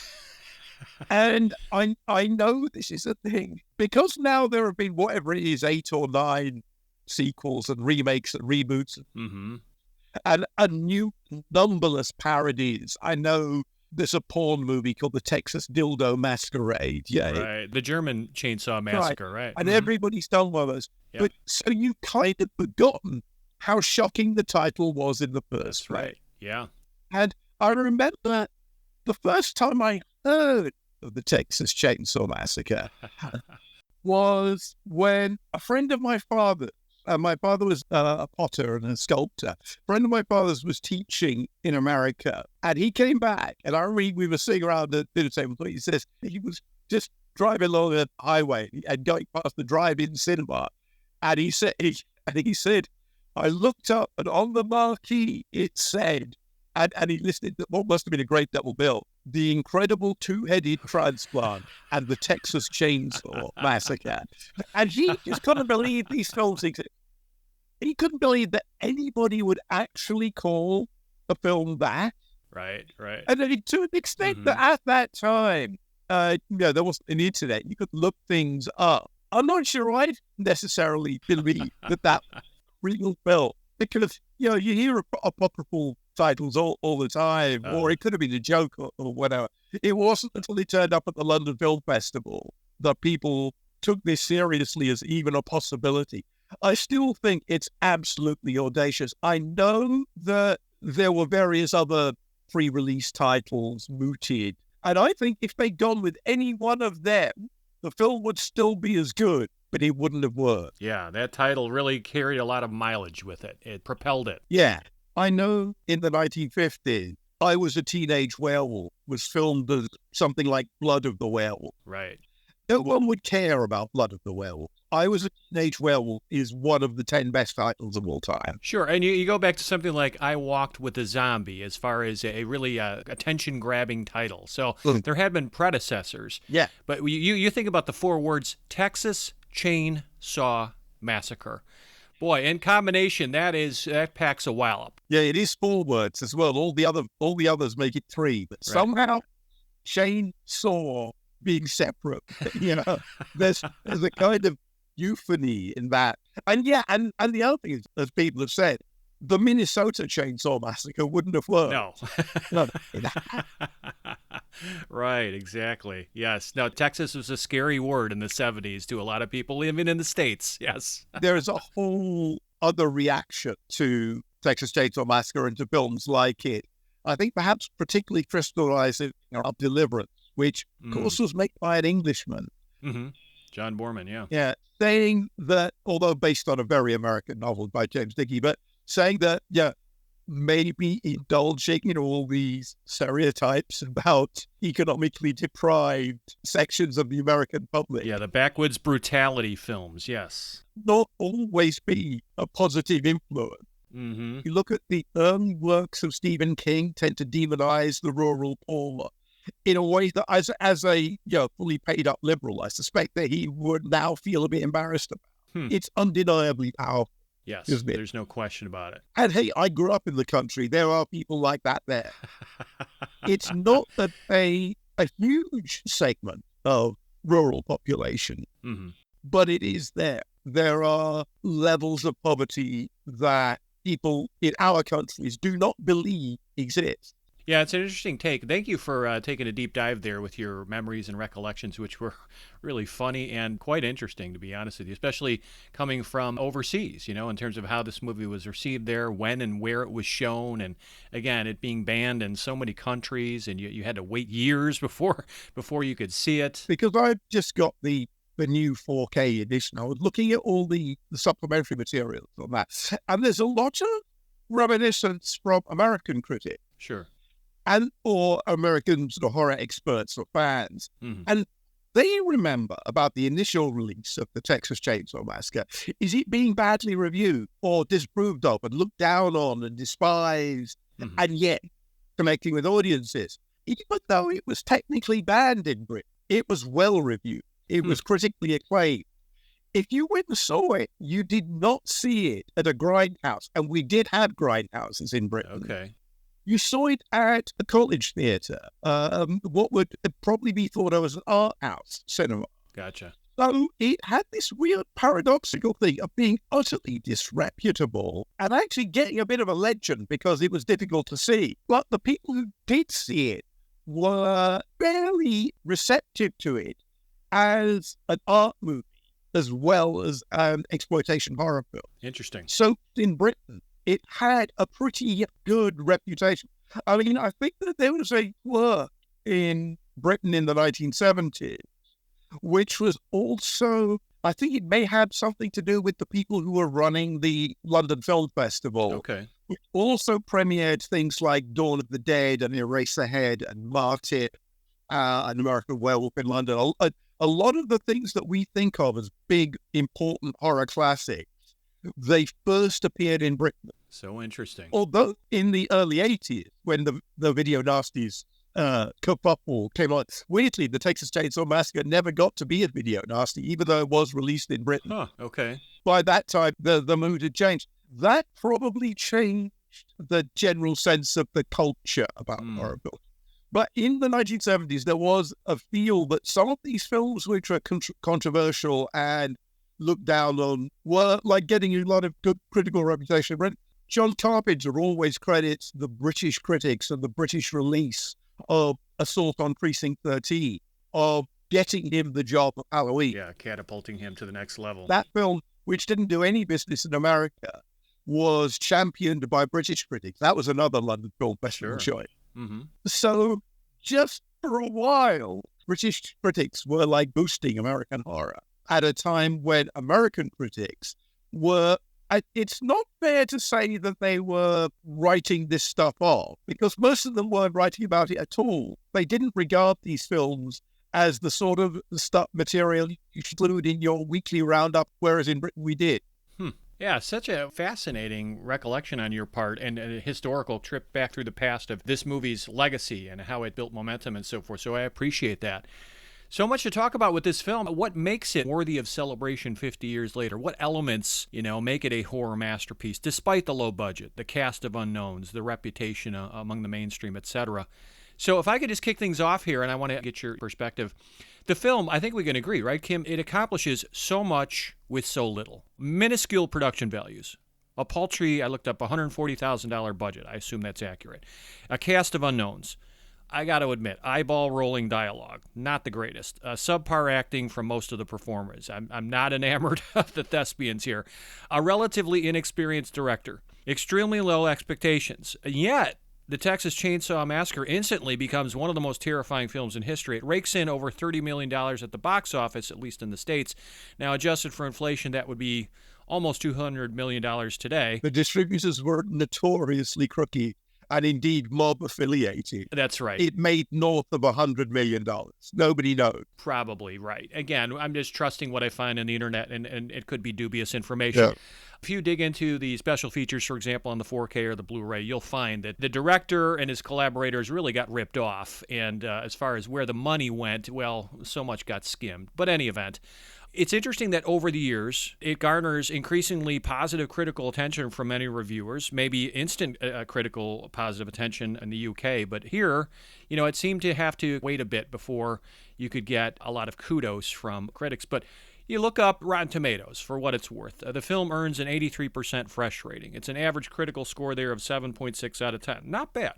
Metacritic, if you go there, it gets a 91 out of 100, even better on its Metascore. So as far as defying the odds with minimal resources, low budget, no-name actors, etc., it's quite a phenomenon. I think the Texas Chainsaw Massacre is a macabre masterwork thanks in particular to three key factors. Those three factors are approach, circumstance, and reputation.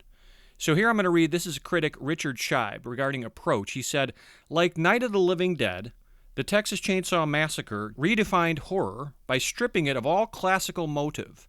The assaults in the film come without rhyme or reason. Leatherface is not a monster of science or a demonic conjuration. He is even bereft of the cursory psychological explanations that the killers had in psychothrillers of the last decade, like Psycho, or Whatever Happened to Baby Jane, and their numerous imitators.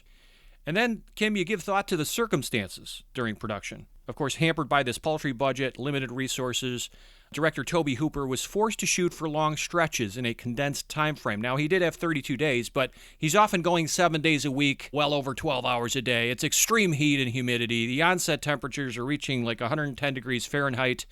And consequently, the actors look extra stressed, don't they? I mean, out of exhaustion, discomfort, and the atmosphere and vibe seem all the more strained. So my last of the 3 points is the reputation. We've already kind of talked about this. Chainsaw was banned in numerous countries. The work became a word-of-mouth sensation across the world, and of course, the fear-inducing title alone aided that momentum. And it was long talked about as one of the most disturbing and frightening horror films of all time. Now, you had the luxury of seeing it relatively soon after its release, a few years, you said, but you had to have heard through the ether, through the grapevine, that this is a movie that gained a kind of a word-of-mouth reputation. Was that true where you lived? Yeah, although it was hard to get a word-of-mouth reputation when there weren't that many screens. True. I saw it pretty much cold. I didn't really know what it was about. Probably if there was a word-of-mouth in Britain, was part of it because I saw it relatively early. Mm-hmm. It may even have been something like the first screening outside London. But how about after, regardless of your experience, did you pick up from friends and others who hadn't seen it that they'd heard of it? There was a word of mouth about it. I'll put it like this. It was like I Was a Teenage Werewolf. It was a film that people did jokes about. The mainstream comedian would use Texas Chainsaw Massacre as a punchline. It would be in cartoons. It's stuff like that. People who were never going to see the film had heard it.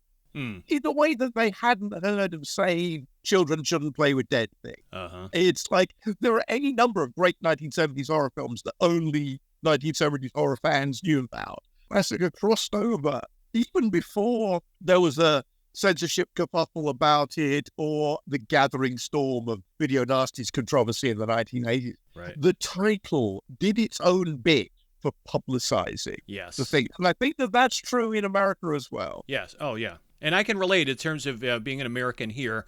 I pride myself on lifelong horror fan. And I was embarrassed because it wasn't until I was in my 40s that I saw this film. And part of the reason was it was that reputation for being violent and disturbing that caused me to take a pass until I hit my 40s, to be quite honest with you. And it was the title that did that, and there was the word of mouth among people. Oh, you got to see the Texas Chainsaw Massacre. It's the bloodiest thing I've ever seen. And the irony, of course, about that is, as we will get into, is it's not that bloody. It's not that gory. But again, that title, I can personally attest to, it prevented me from seeing it for quite a long time, and it was at my loss when I finally saw it. My goodness, I had a terrible nightmare that night, and that speaks to the power of the movie, even in my 40s. So as far as what makes it great 50 years later, I just want to rattle off where this movie ranks. So today, October 10th, 2024, Variety magazine published its 100 Best Horror Movies of All Time feature. Where do you think it placed Texas Chainsaw? 5? number 1. That's interesting. Here's what the write-up said. This is according to the Variety critics, who did kind of a consortium article together. There's a reason the Texas Chainsaw Massacre has cast such a shadow over the last half-century of horror films. As much as Psycho or The Exorcist, it created a mythology of horror, one that feels even more resonant today than it did 50 years ago. The film channeled the descent of the American spirit that we can now feel all around us.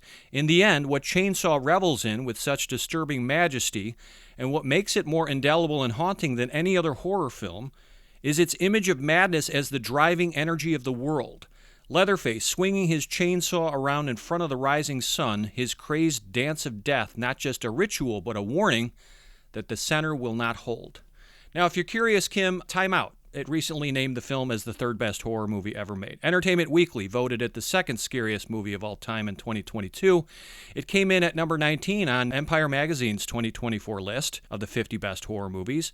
It was number 199 on Empire's 2008 ranking of the 500 greatest movies of all time. It currently sits at number 94 on Rotten Tomatoes' list of the 200 best horror films of all time. It's number 5 on Rotten Tomatoes' list of the scariest horror movies. And get this film even places at number 118 among 250 on the 2022 Sight and Sound poll of the greatest films. Yep. And additionally, a 2022 YouGov survey of Americans found that Chainsaw was the 6th most loved horror movie by people who have seen it. So are you surprised by any of those rankings? No, not at all. I'm surprised it's so low on the Empire ones, which I probably contributed to. Did they put like all the Conjuring films above it or something embarrassing? I don't know. I don't recall. Yeah, I'm sorry. Yeah, because the trouble with those types of polls is they quite often favor very recent stuff. Recency bias, as they call it. Mm-hmm. So you have to kind of get below the top 10, 15 recent movies, and then it sort of pads out and being something a bit more recent. Yeah. I'm not surprised by the more measured polls. I'm actually not particularly a fan of listing best in that kind of way, although I did contribute to the Sight and Sound poll. I always think that they flatten out and do strange things. That said, I think that Variety précis you just read out is very apt. I do think the reason probably they picked it now is on the great horror films since Nosferatu. Texas Chainsaw Massacre probably feels like the film from 1974 that is most relevant to 2024. Interesting. As a locus of, where things are going in America, Saturn is in retrograde, all that stuff. Watching it this time, there was a tiny thing that I'd not noticed before, which is that it does actually refer to the classic horror tradition in several key ways that I'd not noticed. Even that armadillo is in Dracula. Huh. Top Browning's Dracula famously includes armadillos in Castle Dracula for no reason. Mm-hmm. And the first shot, post-credit shot, is the dead armadillo. And then there's the thing where Franklin calls the hitchhiker Dracula and says a family of Draculas. Yep. There are elements that seem to me to constantly refer not just to Dracula, but to Psycho and to maybe other classic horror myths. But it is so utterly contemporary for 1970s. Yes. There are a few bits of slang that need explaining now. But it's interesting to me that it's less dated in its depiction of the 1970s than the early 2000s remake, which has a period setting. You look at, again, a lot of descriptions I've read recently talk about the victims, the kids in the vans, as hippies. Mm-hmm. But they don't have long hair. They don't act in a particularly counterculture way. Right. What they are is ordinary, a bit bland. Yeah, they kind of resemble, especially with that Mr. Machine van they have, the Scooby-Doo gang in some ways, without a dog. Yes, but they don't represent particularly the counterculture. Right. You could argue the Chainsaw Family look more like hippies in the era of Charles Manson. Maybe, yeah. They are presented in a way that makes it impossible to like them because they're not even that kind of macho strutting evil, are they? It's like Leatherface is a panicking bitch. He's not in control. Famously, he destroys his own door while overreacting. Yeah, maybe the one comic element in the movie, right? Yes. Look what your brother did to that door! Yeah, he got no pride in his home! But I think there's quite a bit of that feel to it. The film set in Texas And famously in Texas, you can shoot people who trespass on your property. That's right. I remember reading your review about this. This is a good point. Yeah. They trespass. It's possible that the Chainsaw Massacre isn't even illegal. And if you think about it, you said a moment ago how we don't necessarily put ourselves in the shoes of these villains, Leatherface and his brother and his father. But you could argue that Hooper and collaborators, they evoke some sympathy for Leatherface. Yeah. You consider that scene where, okay, he's already dispatched of 3 teenagers who have intruded on his house, and he's putting his hands to his head in consternation, running over to the window, and there's that close-up of him licking his lips. Yeah. And there's almost a feeling as if you're in his head, what the heck? What's going on? When is this going to stop? These people keep bothering me. And yeah, and of course he's bullied by his father, and he's kind of whimpering in the corner. I'm not saying I feel sorry for him, but it's possible to evoke a bit of sympathy on the filmmaker's part. Also, it means that you cannot look at the family as outsider heroes in a kind of anarchic way. Because they're horribly abusive of each other. Yes. They are literally a dying patriarchy because they have this half-dead grandfather that they're all trying to appease. And they rat each other out all the time. Whereas some of the other monsters who have gained fans, you can kind of see that people would identify with them in that weird, strange, outsider kind of way. You can't with this lot. Now, I love what you wrote in your review about this because you talked about the usurping of the traditional nuclear family and how Leatherface and his clan, they kind of represent an affront to our image of a loving and functional clan, if you will. And so you said, the nameless degenerates, they become the Sawyers in the sequel, are a parody of the sitcom family with the breadwinning, long-suffering garage proprietor as Pop, the bewigged, apron-wearing Leatherface as Mom, and the rebellious, birthmarked, long-haired hitchhiker as teenage son. The house is similarly overdone, a degraded mirror of the ideal home. Yeah, and I suppose it relates to all kinds of depictions of backwards families. Sure. But also, it's Southern Gothic, isn't it? Mm. The great story of Southern Gothic is families tearing each other apart. Yes. And there's a sort of prehistory to this, the cat and the canary, stuff like that, those decayed families in backwoods melodramas that were around. Sure, the Old Dark House, for example, from 1932. Yeah, which is a British state of the nation. Mm-hmm. So this idea that goes back to the fall of the House of Usher, where the house is America. And I felt at the time, for instance, that George Romero's films were much more consciously a portrait of America as it was in the 1970s. Certainly, Brian De Palma or Larry Cohen also. Whereas what struck me about the Texas Chainsaw Massacre is all that stuff was there, but it wasn't what was uppermost in the mind of the film. It's a film that has been analyzed, and people have poured through it looking for statements about vegetarianism or Vietnam or class and race prejudice. But that is kind of a sort of putting it at a distance. What it really works is it's just a visceral nightmare machine. Sure. It grabs you, and as the girl says, the condition of retrogradation is contrary or inharmonious to the regular direction of actual movement in the zodiac, and is in that respect evil. Hence, when malefic planets are in retrograde, and Saturn's malefic, okay, their malefice is increased. Have you been doing those Reader's Digest word power columns again? Jerry, it just means Saturn's a bad influence. It's just particularly a bad influence now because it's in retrograde. Oh, no. Capricorn's ruled by Saturn. There are moments when we cannot believe that what is happening is really true. Pinch yourself and you may find out that it is. Yep, born under a bad sign. What's frightening about it is that kind of relentless nightmarishness that is beyond intellectual deconstruction, or as I do, grouping it with other films.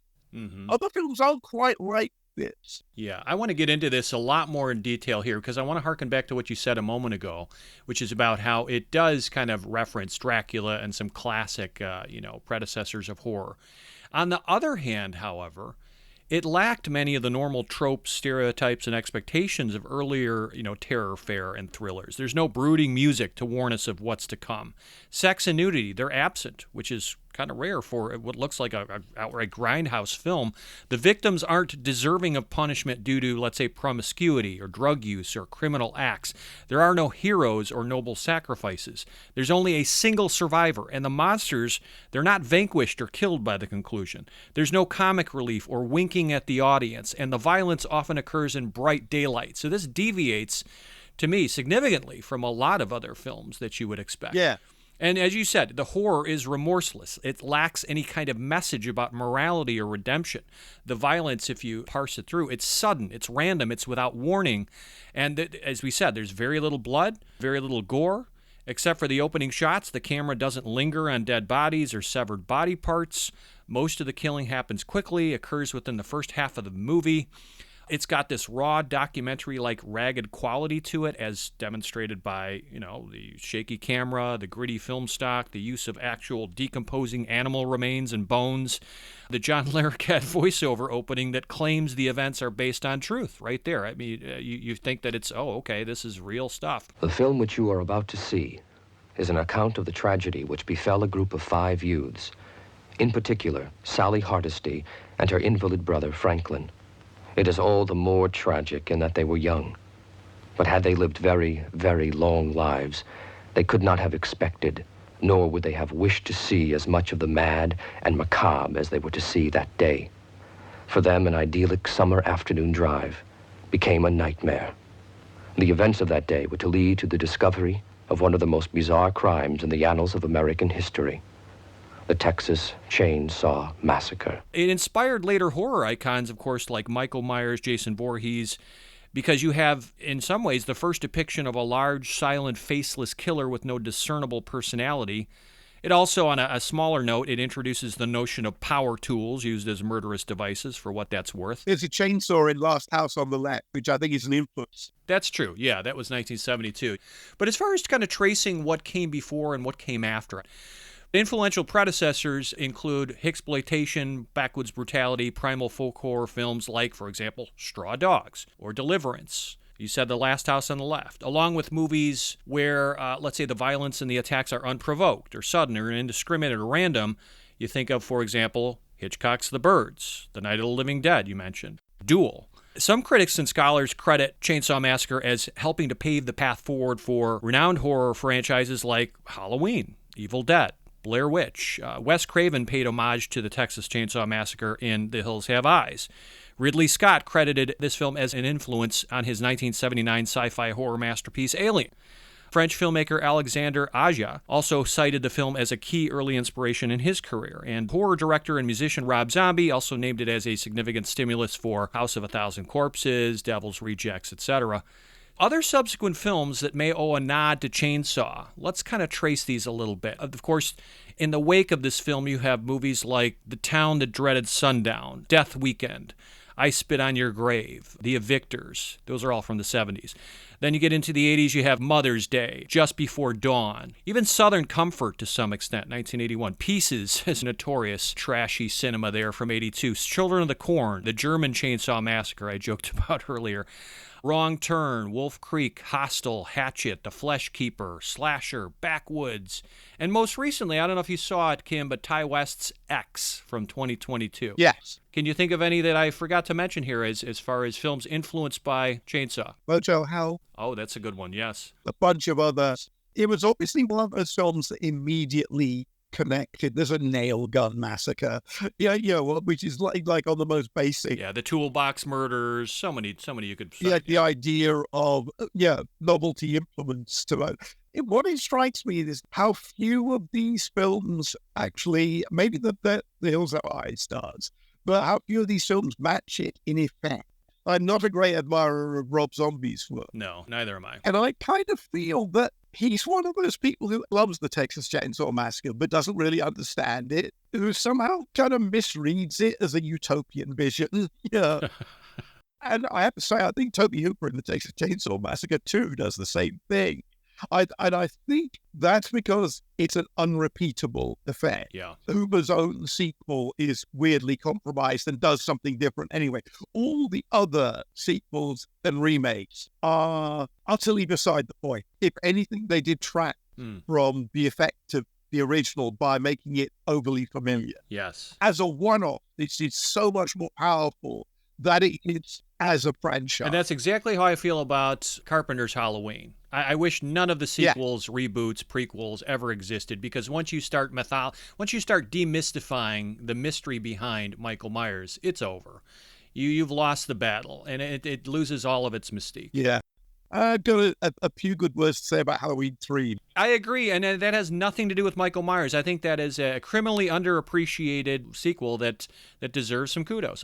But I want to ask you, why hasn't Leatherface become as big of a horror icon superstar? He is big, but he's not household name like Michael, Freddy, or Jason. So he's proved to be a popular horror character, and that's evidenced by the fact that to date, you already mentioned it, there have been 9 films in which he's featured. Texas Chainsaw Massacre 2, next came Leatherface, the Texas Chainsaw Massacre 3, the Texas Chainsaw Massacre The Next Generation, that was the 1994 quasi-reboot starring Renee Zellweger and Matthew McConaughey, of all people.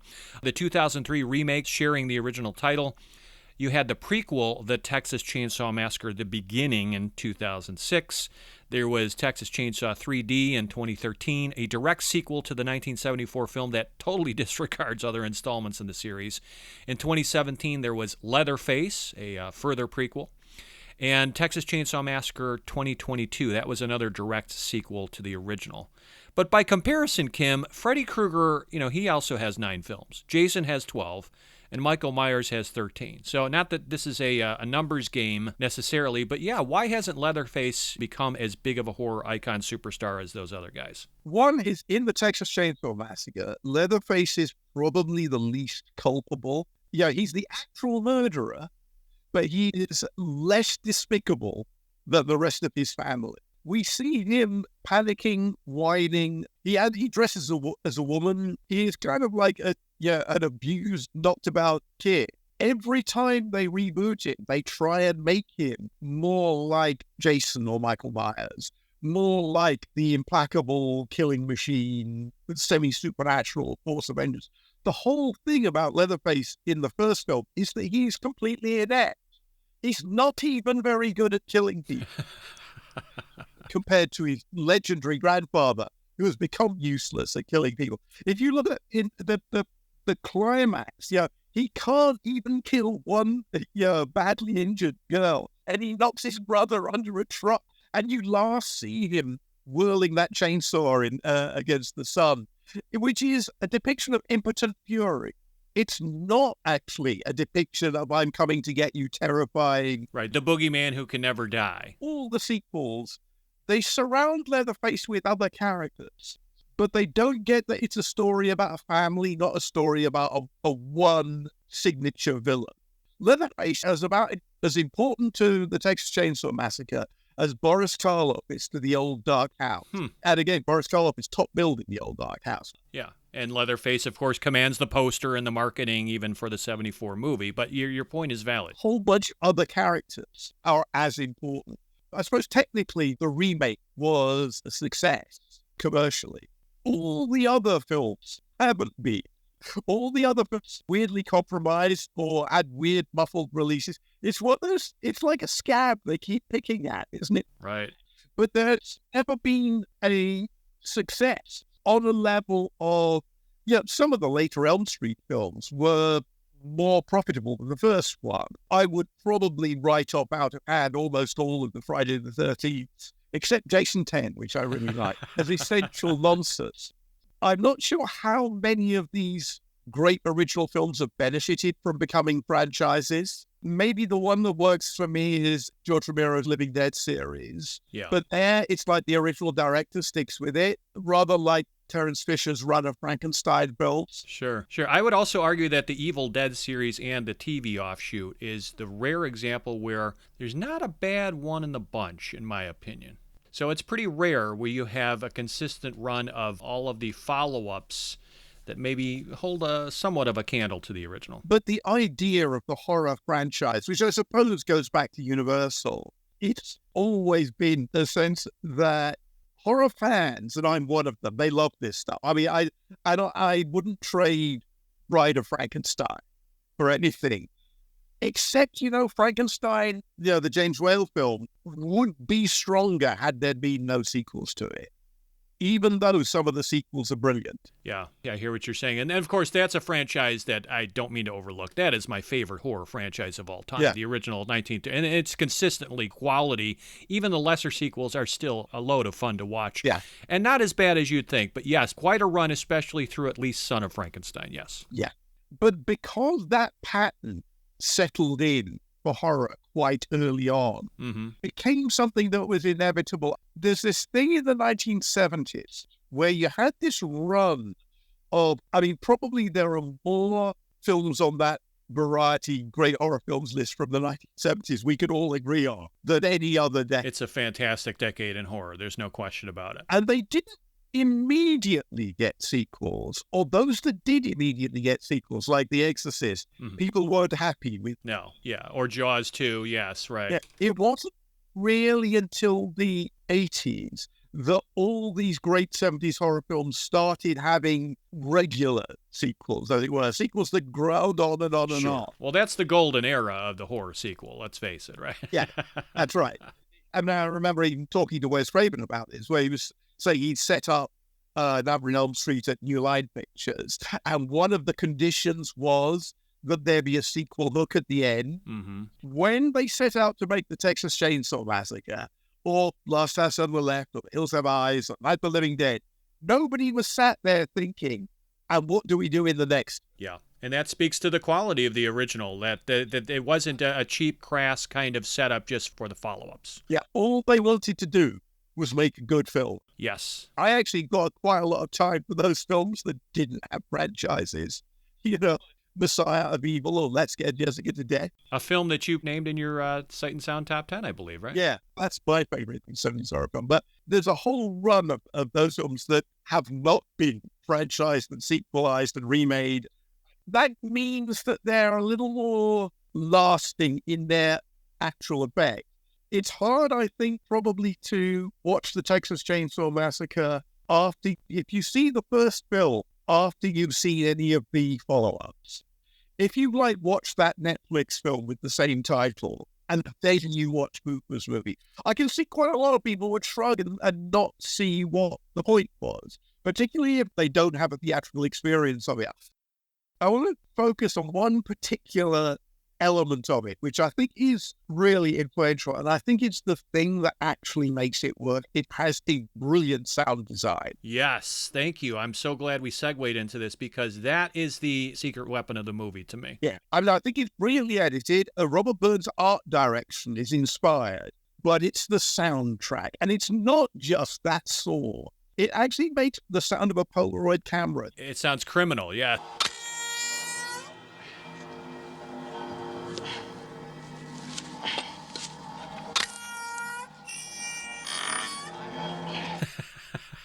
Or the screams. There are all kinds of other weird little sounds. As you said, it doesn't have a conventional score. Although there's a credit for Wayne Bell and Tobe Hooper for music. There are some. They obviously didn't have the money to license the music you hear on the radio, so there are a couple of country and western songs that they wrote. Right. But there's a low rumbling ambient noise going on sometimes that really gets under your skin, does it not? Yeah, as with Bernard Herrmann's work on the Birds, there are sequences that use sound effects as if they were music. Yes. The sliding door has a kind of musical sting, which is all sound effects. Yes. Or I think of course, the 11-minute straight tormenting scene in the chair, where you hear that low, rumbling, bass kind of frequency sound. There's no chords. There's no notes being played. It's just, it's a visceral sensory experience for the ear.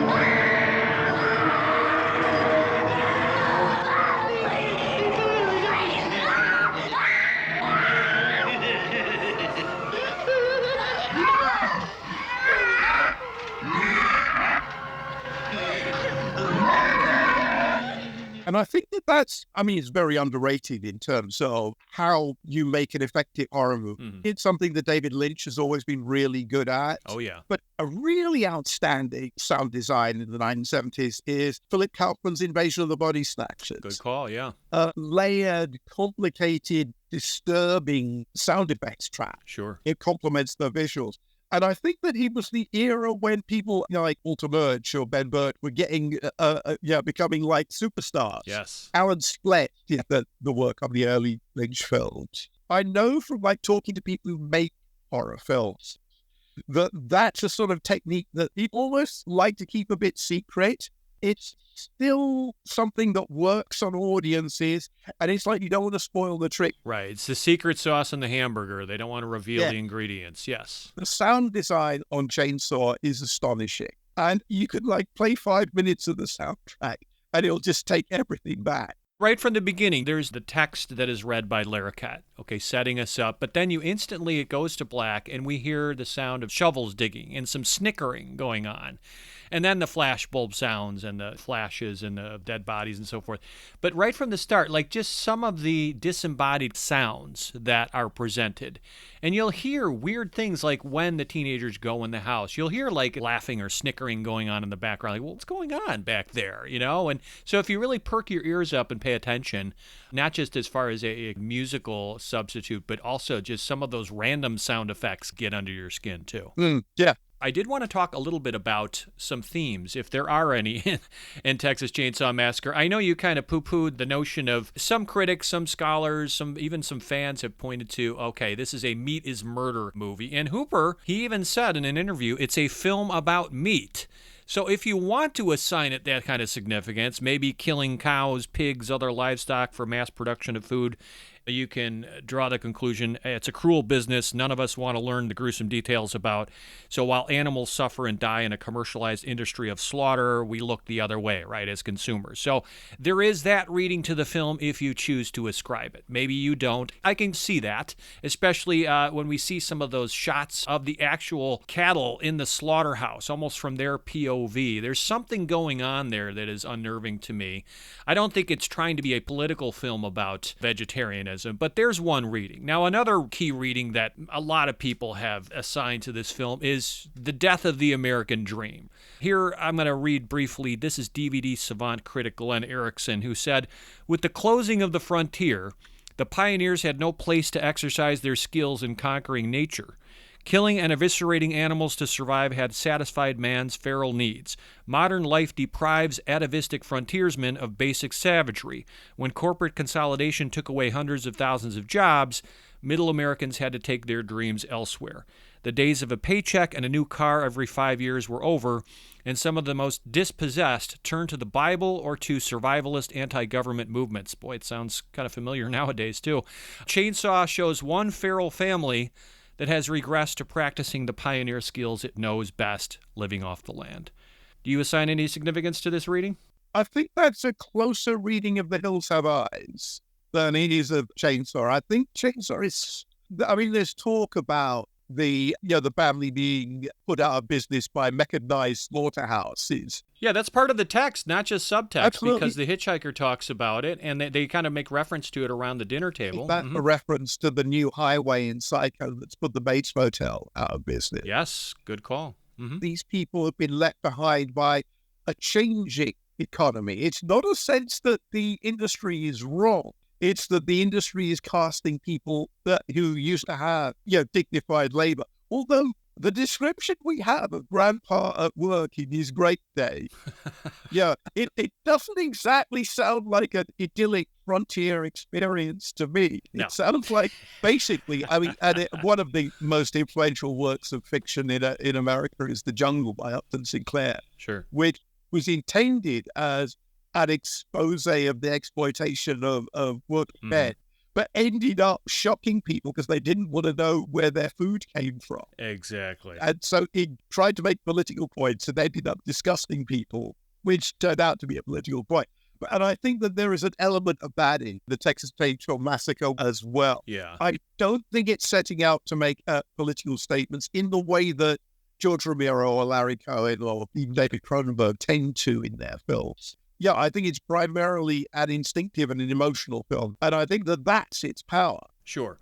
And I think what you said earlier about, the horoscopes being read, the bad signs, the portentous omens that are shown and suggested in the film, I think that's more at the heart of maybe what the movie is trying to say or convey to us, because I think there's an element of, let's say, predetermined cosmic fate, if you will. Consider the solar flare footage shown at the opening, the close-ups of the full moon. Is that the sun? That looks like the moon. But the group discussing cautionary astrological predictions, the ominous radio broadcasts, which, if you recall, they relay nothing but bad news and disturbing events. But if you listen to the radio in the 1970s. It's kind of true, right? A lot of bad stuff going on. But again, it harkens to the consequences, too, of living in a violent, pessimistic, disillusioning time. And you remember that the picture was made in America near the end of the Vietnam War, the Watergate scandal. So the idealism of the 1960s was long dead, a lot of people would argue, and the public distrusted politicians now. The nation felt more like a violent, unkind place. Yeah, but you see that throughout 1970s cinema. Of course, and that's what makes that decade so delicious to me. A mainstream comedy like Fun with Dick and Jane is permeated with criticism of the way America is falling apart. Or Neil Simon's The Out of Towners. It's like even comedies are doing this. Yep. And not like alternative comedies, like mainstream comedies are addressing what's wrong with America. The idea of a rom-com around this time is The Graduate, Yes. It's extraordinarily downbeat, despairing movie. Oh, yeah. That's part of the fun of this whole era, is digging into what the artists are doing. But one of the reasons why these films stand up better, quite a lot of the signature zeitgeisty hits of the 80s are more embarrassing than the films of the 70s. Yeah, not a fair comparison. The 80s pales in comparison. They feel more relatable. Sometimes they feel less old. Certainly there's a sense that the issues in them are still absolutely vivid. Agreed. Yeah. All right. It is the Texas Chainsaw Massacre's 50th birthday. Birthdays are a time for giving presents, only it's the movie lovers who continue to receive the gifts. That's what I maintain. All right, in my opinion, this movie's greatest gift, it's the last act. That's when Sally is chased throughout the woods in the House of Horrors by a chainsaw-wielding maniac for what feels like hours, right? She takes refuge in the arms of the gas station attendant, who shockingly abducts her and returns her to the same dreadful domicile. Sally's held captive. She ultimately evades her tormentors. This is just an unapologetically harrowing series of episodes strung together that form a bravura sequence of sheer terror. And I think Hooper best demonstrates his skill for scares during the nightmarish 11-minute stretch near the conclusion when Sally is tied to that chair in the dining room. She's tormented mercilessly by the Sawyer family. And here is where the increasingly distressing shots, Kim, blended with an unnervingly shrill sound design and actress Marilyn Burns' psychologically stabbing screams, they create an insufferable sensory experience for the viewer that cements Chainsaw's deserved reputation for pure, unrelenting horror. Using vertiginously canted angles, using extreme close-ups of Sally's face, particularly those bulging bloodshot eyeballs, employing POV shots of the three men torturously teasing her, as well as the repugnant mini-segment where she's bent over a bucket as the cadaverous grandpa attempts to sledge her skull in. The director and his collaborators create a hellscape sequence for the ages. It proves, as does the earlier scene where Leatherface hangs Pam on a meat hook and dices up Kirk with his preferred power tool, without showing any actual body penetration or viscera, that you can accomplish a lot more with suggestion, a la careful camera placement and clever editing, than graphic gore and geek show special effects. So, straight up, what is this film's greatest gift to viewers, Kim? Nightmares. I think that sometimes you need the absolute, pure, undiluted rush of what a horror film can do. I think this is it. This is stripped down to its basic, what's the best comedy? The one that makes you laugh the most, right? What's the best horror film? The one that disturbs you, frightens you the most. It's not, I think, a relentless downer the way that, say, some recent horror films have tried to be extreme hard. Yeah, it's technological Rio. It's technically exciting as a film, even if it is pessimistic. It is an experience, a rush. I think it's a film that says there's something deeply wrong with the world. Yeah, and I think that was the keynote speech of American horror cinema. And this is like the most perfect, simple expression of that. Do you personally believe it's the scariest film ever made? Would you rank it that high? Like I say, I'm not one for things like that. My opinion would change from viewing to viewing and from mood to mood. Certainly, it's consistently been in my top 5, well, since 1977. So, yeah. No, that's fair. Absolutely. That's high praise right there, coming from a real scholar of horror, classic and modern, too. So, yeah, I appreciate the perspective. So, Kim, what are you currently working on that listeners should know about, and where can listeners find you online or social? My website is called the Kim Newman website. I regularly post cool stuff there. I'm on most social media on the various variations of my name. I post a daily Dracula feature, which has been going for 4 years and has no sign of stopping, highlighting various interpretations of the character of Dracula, who obviously also figures in my Anno Dracula novels. Mm-hmm. In the fourth of those, Johnny Alucard, there's a mashup of the Texas Chainsaw Massacre and the Beverly Hillbillies, for those who are following this. My most recently published work is a novella called A Christmas Ghost Story, which is exactly what it sounds like. It's a scary story for Christmas, and it's about the tradition of Christmas ghost stories, which is actually, it's a very British thing, but I think it probably travels around the world. Mm-hmm. That actually published this week as we speak. But in order to have a book out for Christmas, it has to be published in early October. So you can get it for Halloween if you like. There you go. Yeah, never too early to start thinking about Halloween or Christmas for that matter. So good timing. Oh, well, that's wonderful. You're keeping yourself busy as usual, and so many different places to find you online, which is good to know. Well, Kim, it was fantastic speaking with you again, this time about a fright film that deserves high praise for, let's face it, its low-tech artistry, its uncompromising vision of violence. So thanks again for your insights, your opinions, and for spending some extra time with us here on Cineversary, and happy Halloween season, Kim. Thank you, and happy holidays. Yes, if you want the best candy apple, you need to pick the fruit right from the tree, as they say. And the same is true of great podcast guests. If you want the best horror expert, you turn right to Kim Newman, who never fails to deliver with his erudite analyses and valued opinions. Kim, thanks for the return trip and a really fun discussion. Did you know that Cineversary has its own website? That's right, we actually now have a vanity URL that's easy to remember, which will take you to a freshly designed portal where you can quickly access the latest episode of your favorite podcast, as well as all of our previous installments. Now it's a lot easier to spread the good word about our show to your friends and family. You simply tell them to visit Cineversary.com. Pretty simple, right? That's Cineversary.com. We also have a custom email address just for you. Now, if you ever want to share feedback on our show or offer suggestions for future installments, or maybe you just have a question about Cineversary, send it to us at cineversarypodcast@gmail.com. Also, you can really help our show grow by spreading the good word about the Cineversary show to your peeps. Even better, please leave a positive online review and rating, which significantly helps us to get discovered by new listeners. So if you use Apple Podcasts, Spotify, CastBox, some of these other services, simply search for the Cineversary page, look for a link that says something like ratings or reviews, click that link, and leave a review and or rating. While you're at it, take a moment to like us on Facebook. We also have a presence on Twitter. Our handle is @CineversaryPod, where you can easily tweet or follow us. And if you want to go an extra step in your support of our show and help keep us ad-free, please consider making a monetary donation to the Cineversary podcast by visiting tinyurl.com/donate-cineversary. We really appreciate your support. Lastly, have you checked out my Cineverse Group website? Yeah, it's easy to get confused by these similar sounding names, Cineversary, Cineverse, Tomato. But Cineverse is actually the name of my private film discussion group I founded back in 2005 that continues to meet weekly on Zoom. Every week, the Cineverse group watches, researches, and discusses a different movie, and I create a summary write-up, call it a mini essay if you will, on that movie that gets posted to the Cineverse group blog. So if you want to enjoy reading in-depth content that examines different discussion-worthy motion pictures, including classic Hollywood films, independent features, foreign masterworks, modern movies, and silent-era standouts, then visit cineversegroup.com, simply spelled CINEVERSE group.com.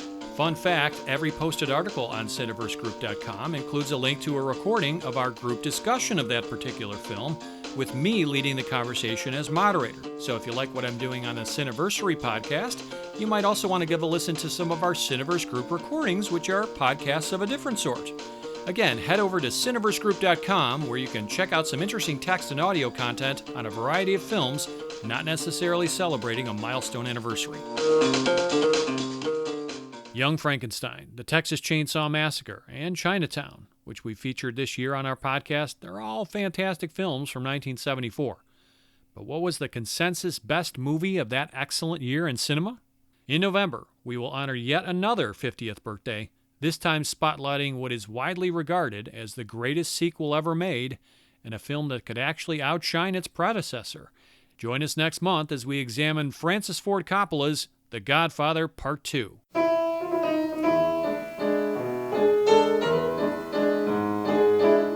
Until then, this is your humble host, Eric Martin, reminding you to butter up that popcorn, live a big screen surround sound life, and cherish those classic movies, because they're not getting older, they're getting better. Okay, my apologies, as that actually sounded more like the Count from Sesame Street than Bela Lugosi. In any event, thanks for giving us a listen, and happy Halloween.